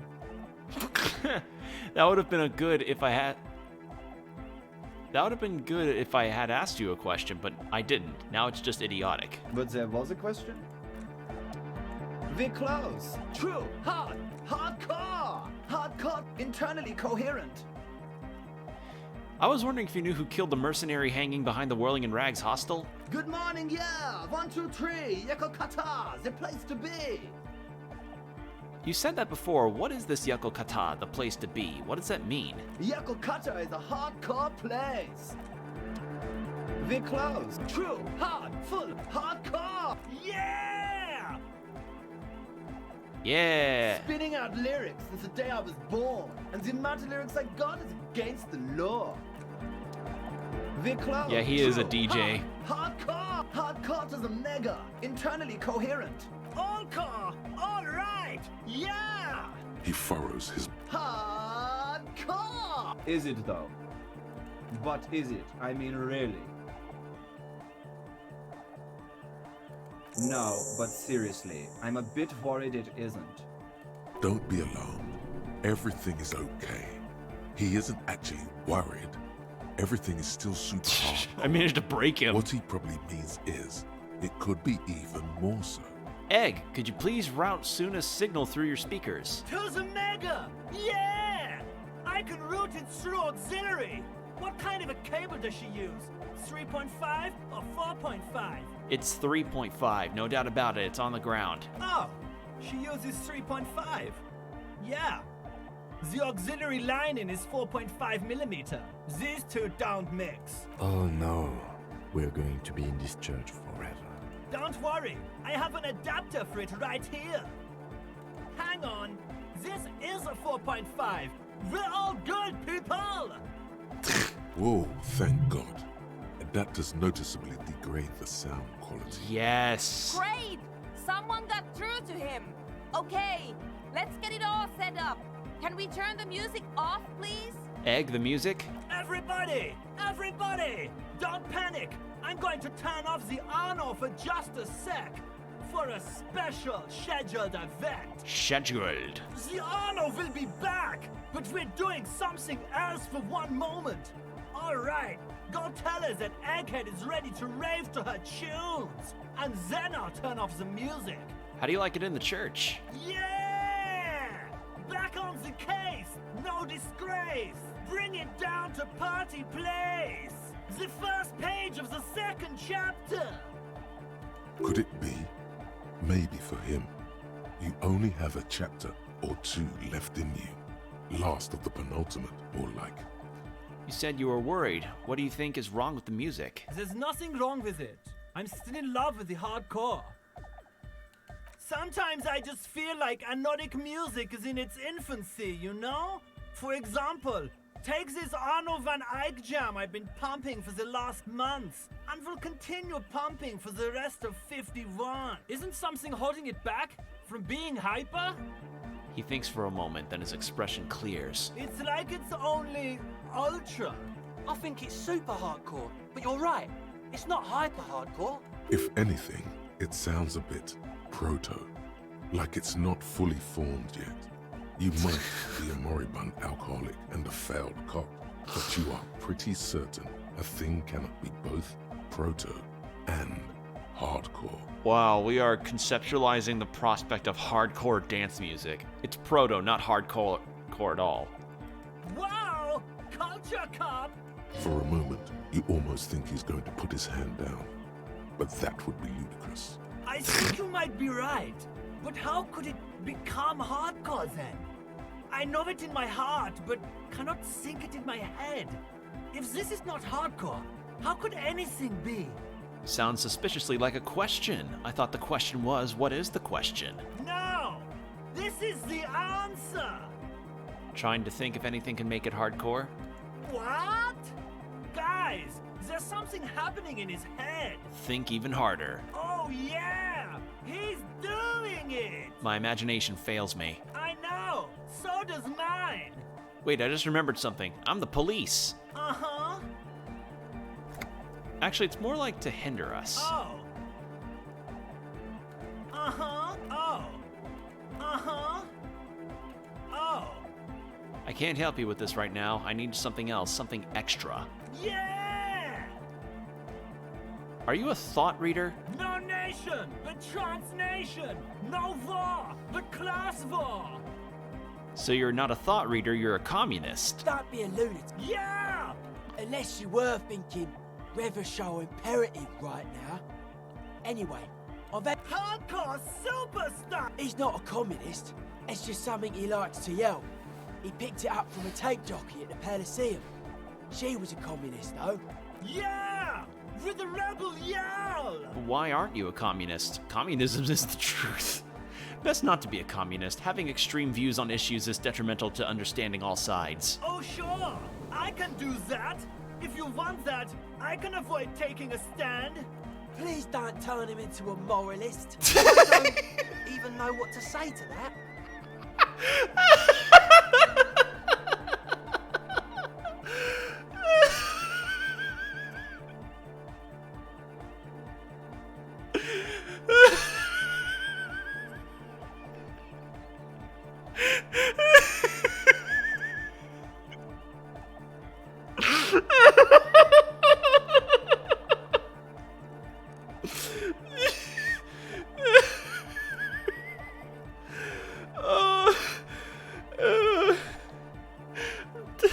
I'm sorry.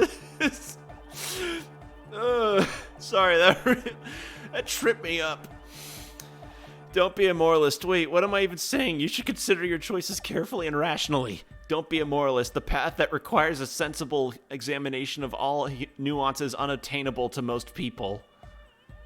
Consider it rationally and carefully. Aye! It's time to compromise!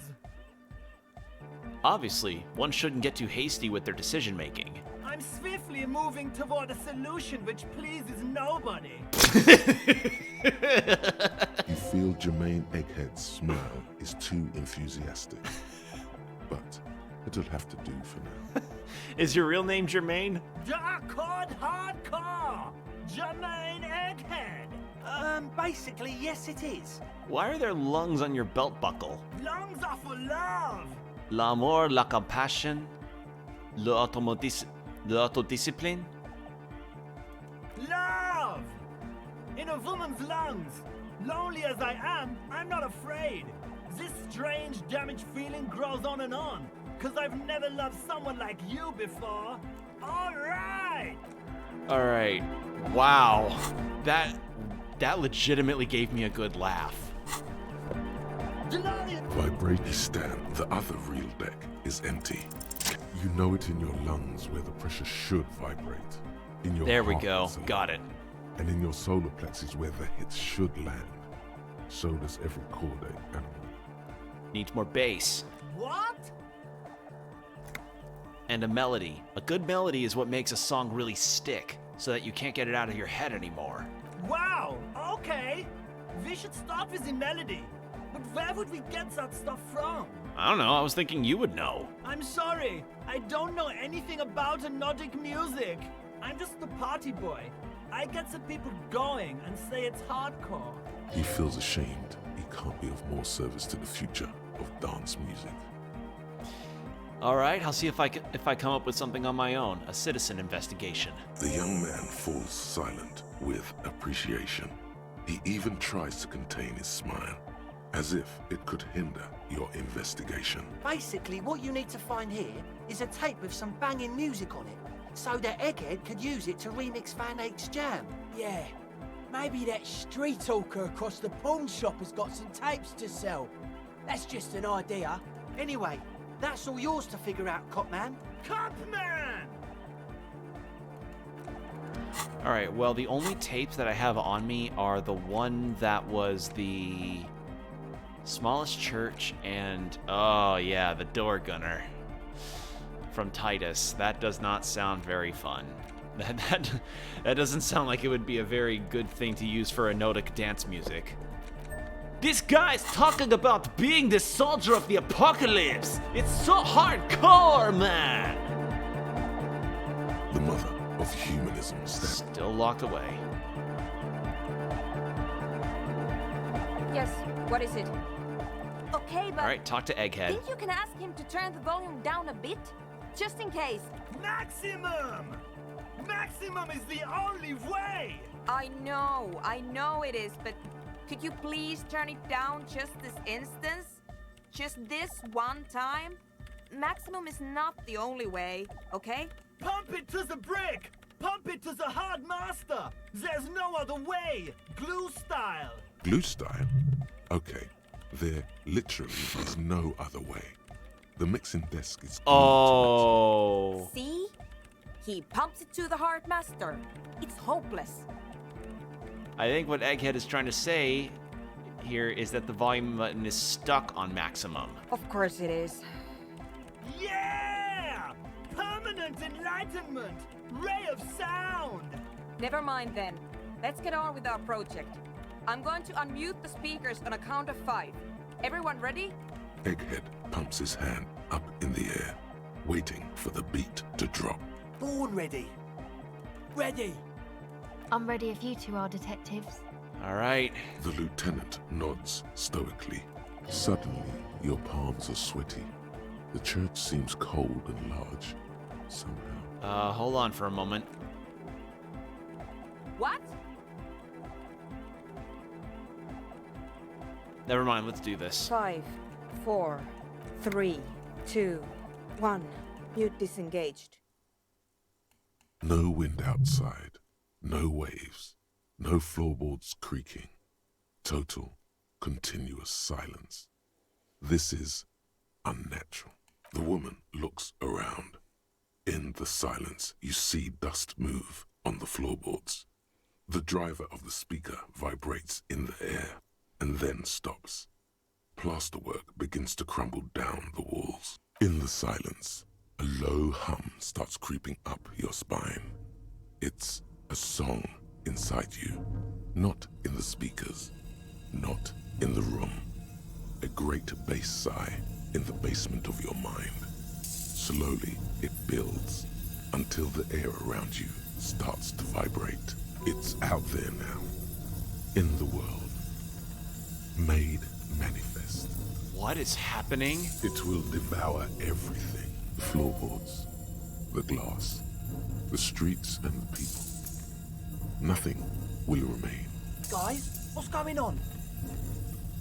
There's alarm in the man's voice as he steps back to scan the surroundings. A slight rattle like crystals clattering in the cupboard fills the air, joining the chorus. This fragile world is about to break. It's getting louder.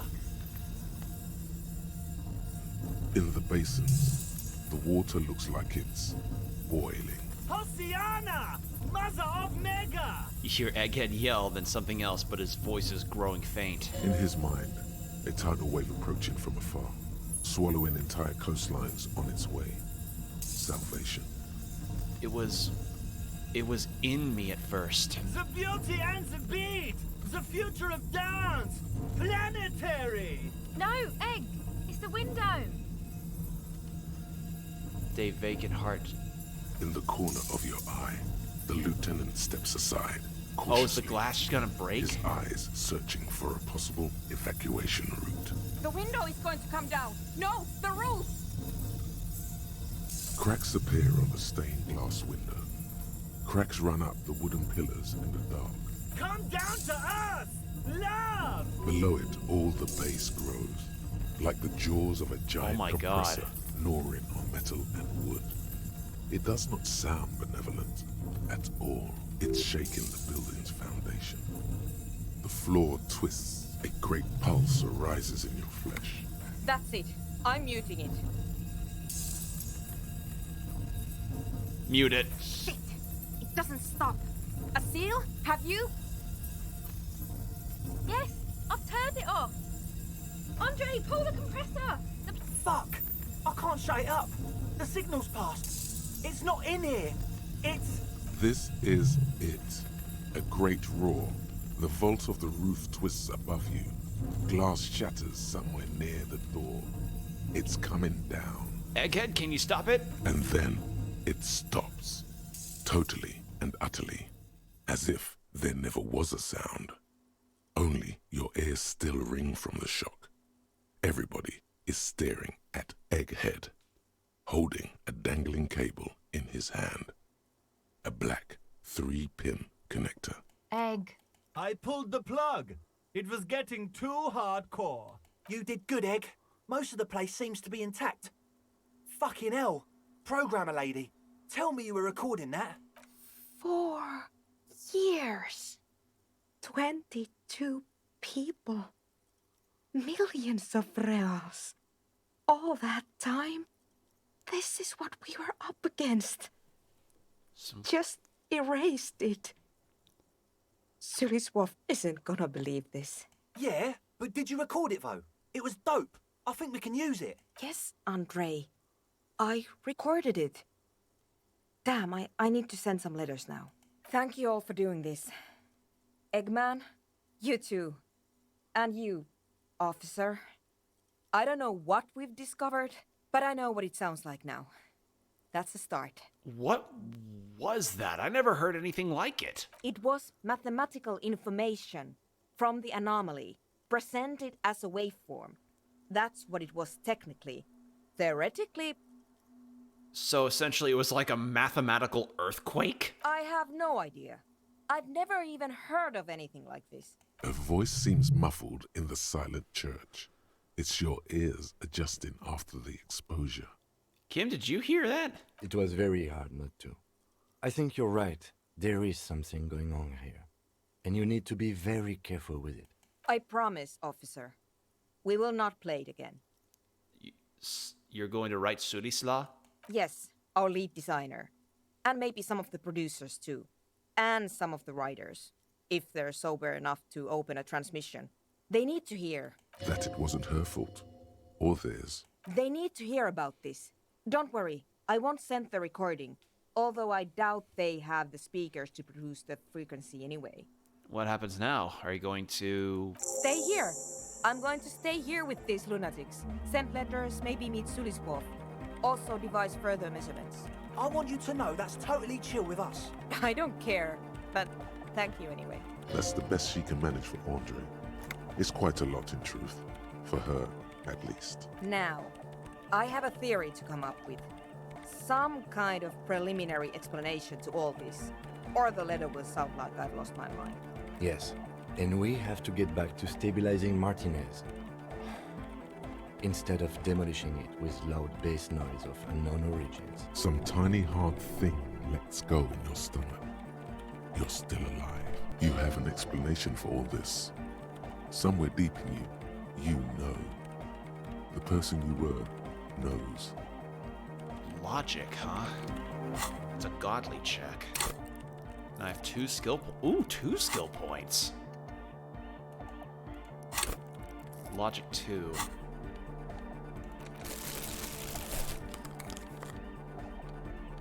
Anything minus my logic and clothes? Nope. What do I have to boost logic? This ugly-ass suit jacket. Ugh, so dull. Logic. Logic. Anything else for logic?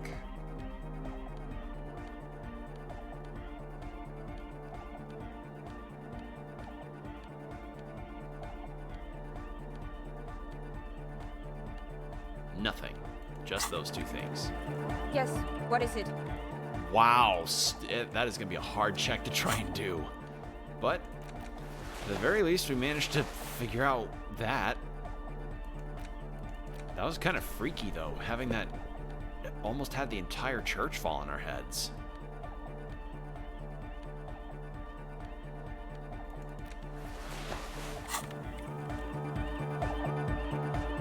The mother of humanism stands above you. Wow. Alright, that was legitimately really freaky.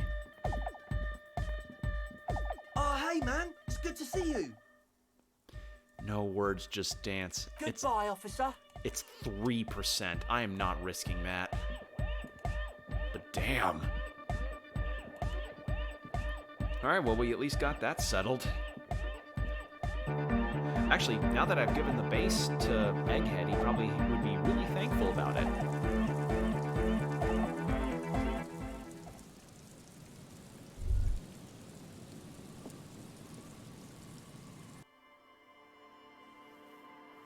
Damn. We literally almost reverberated the entire world into a massive earthquake. That is that is really something. A better deal! Yeah! Medium car! That was really crazy sound we heard before. Yeah! It was awesome! And scary! Very hardcore! Too hardcore, in fact! I couldn't control it! At all! What happened? It sucks up all the air in the mix until it's the only thing left! Starts compressing itself and everything around it! Completely fills up the headspace! Extreme! Inside your chest, the heart beats still with the after effects of the sound. Imagine if you could harness that power, making it pulse. Weaponizing silence? Oh, that's... Oh, it'd be like the mime episode from Powerpuff Girls. Is there anything we can do about it? Oh! I don't know! Maybe someone can do something with this. I imagine this is the sounds that the future could make. Sounds like a future could even be more hardcore than I ever imagined. Yeah!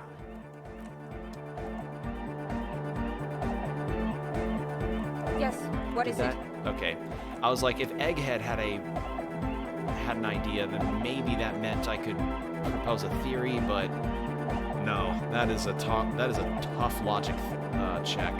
But yeah, holy shit, that was something. I'm wondering what the equivalent of that would be. I guess that would be like the equivalent of trying to get a radio voice out of an earthquake or something. I'm trying to think of an equivalent, and it is just not coming to me, man. But in any case, that certainly killed some time.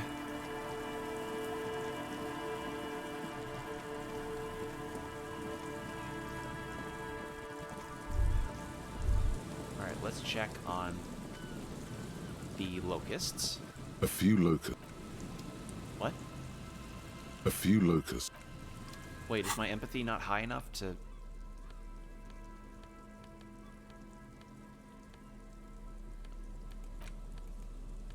That's weird. Is my empathy not clicking with the...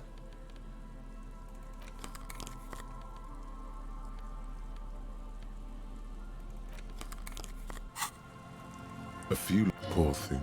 Yeah, there we go. So nothing changes about this.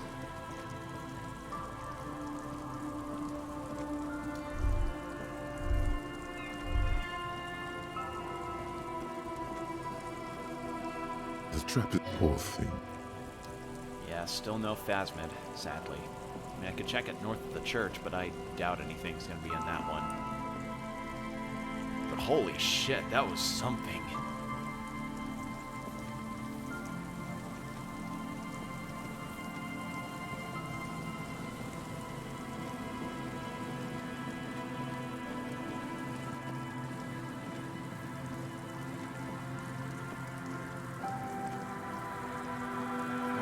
Yeah, it just kind of seemed like what happened there was like, whatever this anomaly was that wiped data,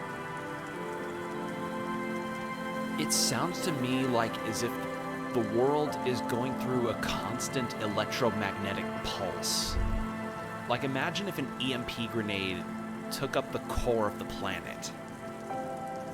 Just dead and dying. Poor thing. I don't know how else I could describe it. It's a 2-millimeter world, hole in the world that I'm trying to come up with. I'm trying to figure out what it's meaning by all this, but Jesus, this is something I just was not expecting to get side slammed by that. In fact, I almost thought that it would be impossible to do the Dolores Day visual calculus thing again, but I guess I can still do it. I just need to get my visual calculus up. Which... What are my other checks I can make? It was rhetoric. Which were the important ones that I had coming up? I can do a rhetoric again on Titus. Barbell physical instrument, savoir-faire, reaction speed, a logic check. That's impossible, that's impossible. I can still do empathy with Kuno. Empathy.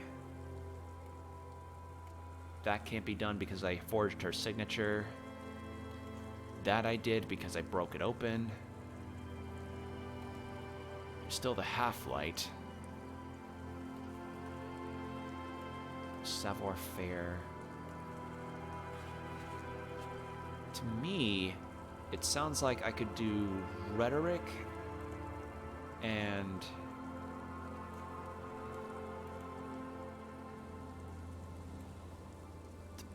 possibly I think rhetoric would be a good one to have because I've got 2 that could use them.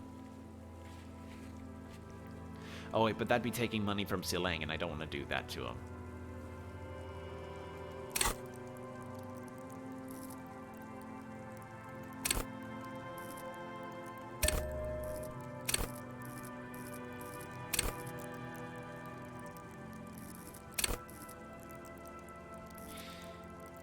Actually, let's not.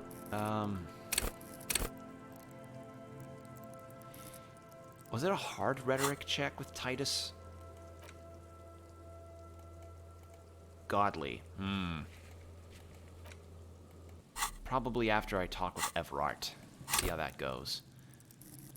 But I think I want to boost my visual calculus at least. Try again on the Dolores Day stained glass. Because I want to know what the deal with the figure is by offering it, in air quotes.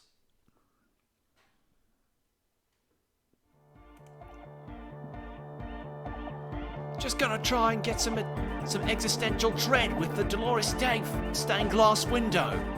With the background of a lot of dance music. A precious and complex wax painting on... Let's put on my visual calculus glasses. The mother of humanism stands above you. A precious and complex wax painting. Alright, come on, dice. A single pane of glass. A crack runs across the length of her body. Her face oval and sad. Alright, dice, don't fuck me. A jigsaw of broken shards falls into place in front of you. A ghostly reconstruction of the stained glass window. Before it was shattered, there was an older woman beneath the younger one. And a text. A light motif below them both. What shattered the mosaic? Unknown. Who was the older woman? The escutcheon on her throne says, Irene the Navigator. She is depicted as an older woman wearing thick-rimmed eyeglasses, holding a golden rights apfel in one hand and a scepter in the other.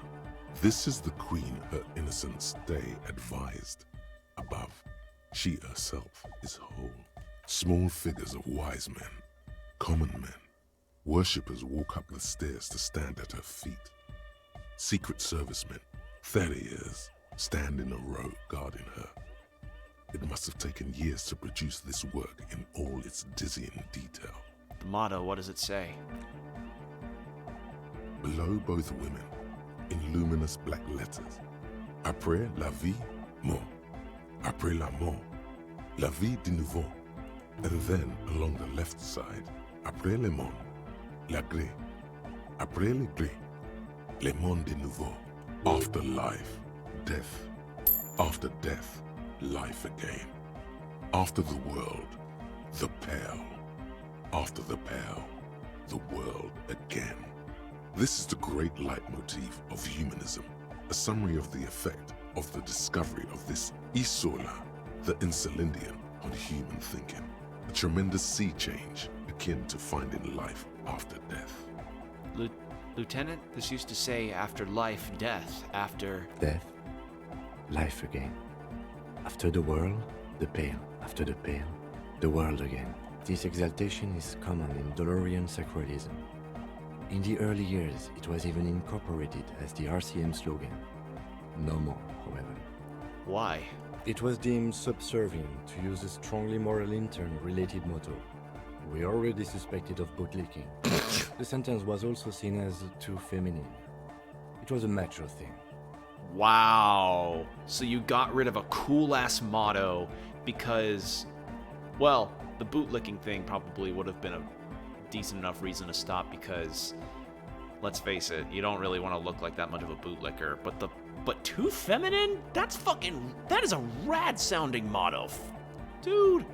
It's the RCM's motto now. Justice, union, prudence, and force. I like the other one better. So do I. The mother of humanism towers above you. Why? Because she's a stained glass window. That does seem to be a problem. Maybe you meant something else? Like what? Is the task still on? I don't know. What are we thinking of? Only a strange little sadness remains. The mother of humanism. So I can't offer the figurine to her. Okay then. Well, at the very least I reconstructed the glass.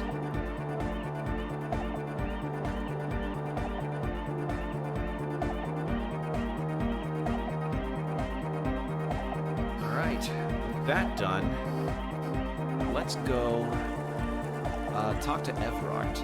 Because I think talking to him about getting my lost gun would be a good idea, as well as seeing just kind of what might have changed. If anything changed.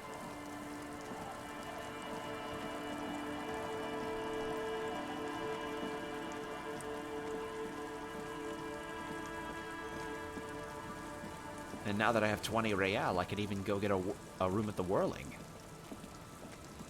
I could get back into my room and attempt to fix the faucet, try to change the expression, all sorts of things.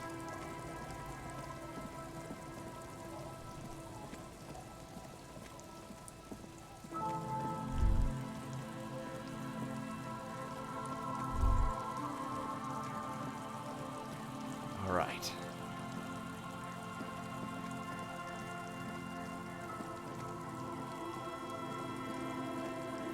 And I'm going to keep that rifle on me because, who knows, it might be really useful. God, to think Renee is actually dead. So Gaston's all that's left of that little trio. Kind of sad. That's pretty sad. Like, it was a good idea to give him the picture. For certain. Honestly, it really was a good idea to give him that. Hey, was there something you needed? About my bill for tonight. Got the 20 real? Good. Here you go. You got the room for the night, but remember, I'll need another tomorrow, I know. Can I do a composure on him again? Nah. Bye-bye, gendarme. Alright, let's talk to Everard.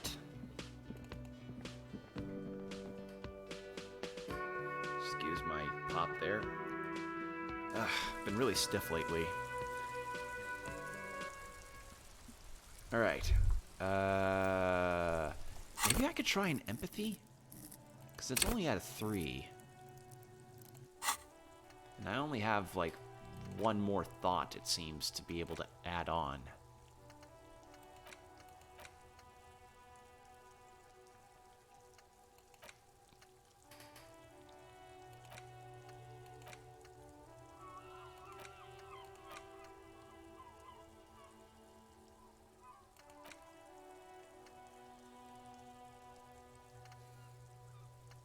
Yeah, I should probably start boosting my stats. I shouldn't be thinking too...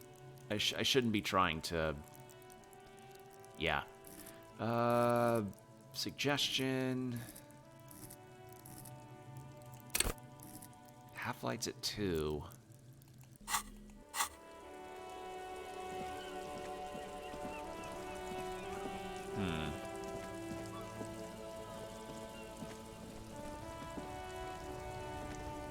Looking for something, Hunt?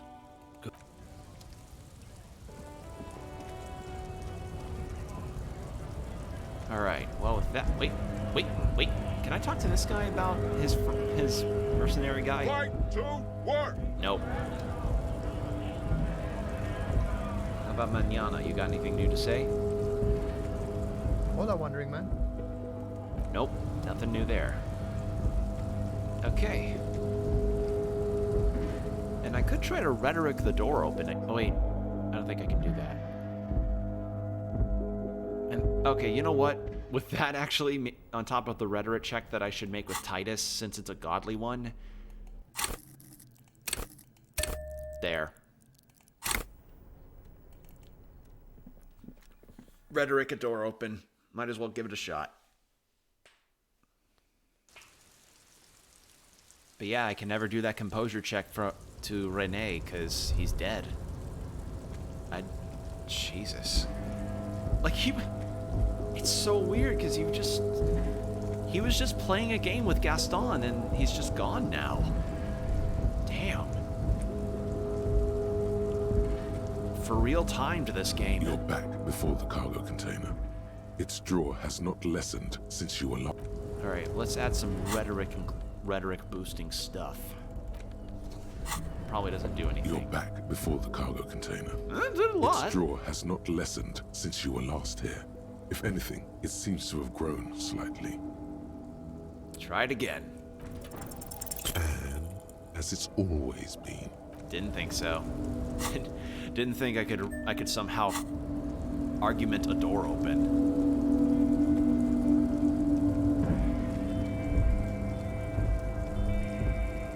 Alright, let's get in Everard's office and tell him, hey, I found my lost gun.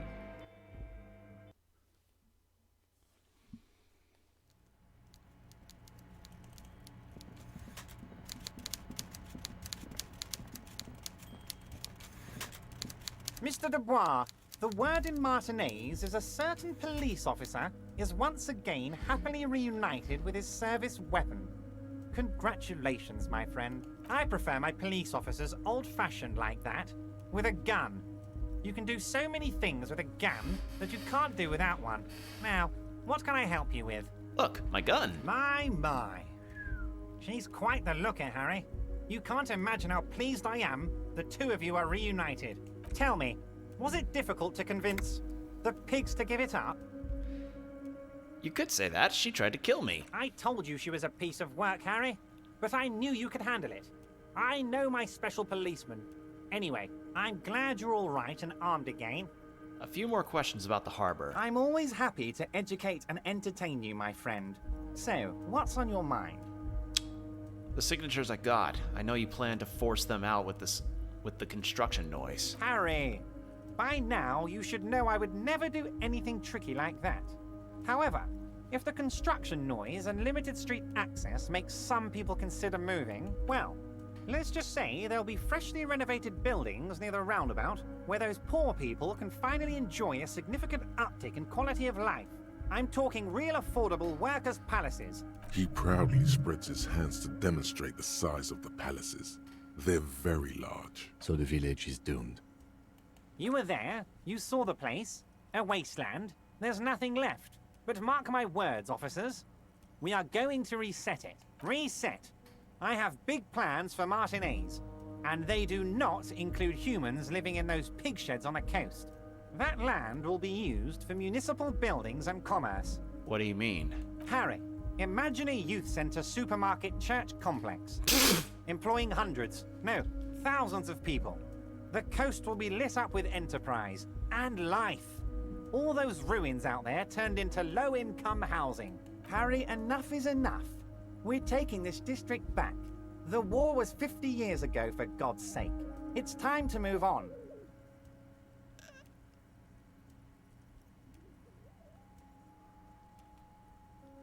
Youth supermarket church complex? Do you really expect me to believe that? Yes, I do.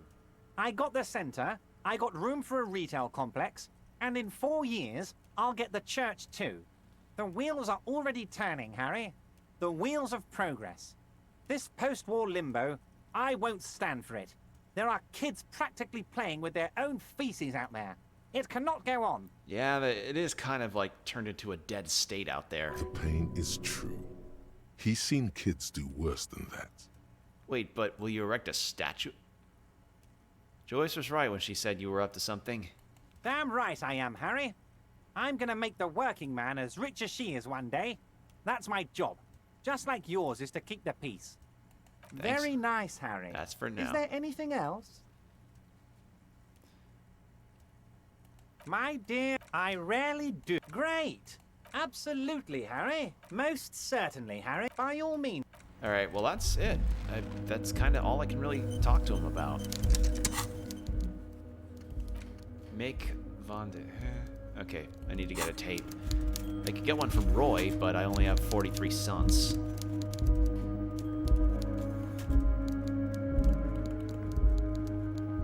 Holy hell. Now then,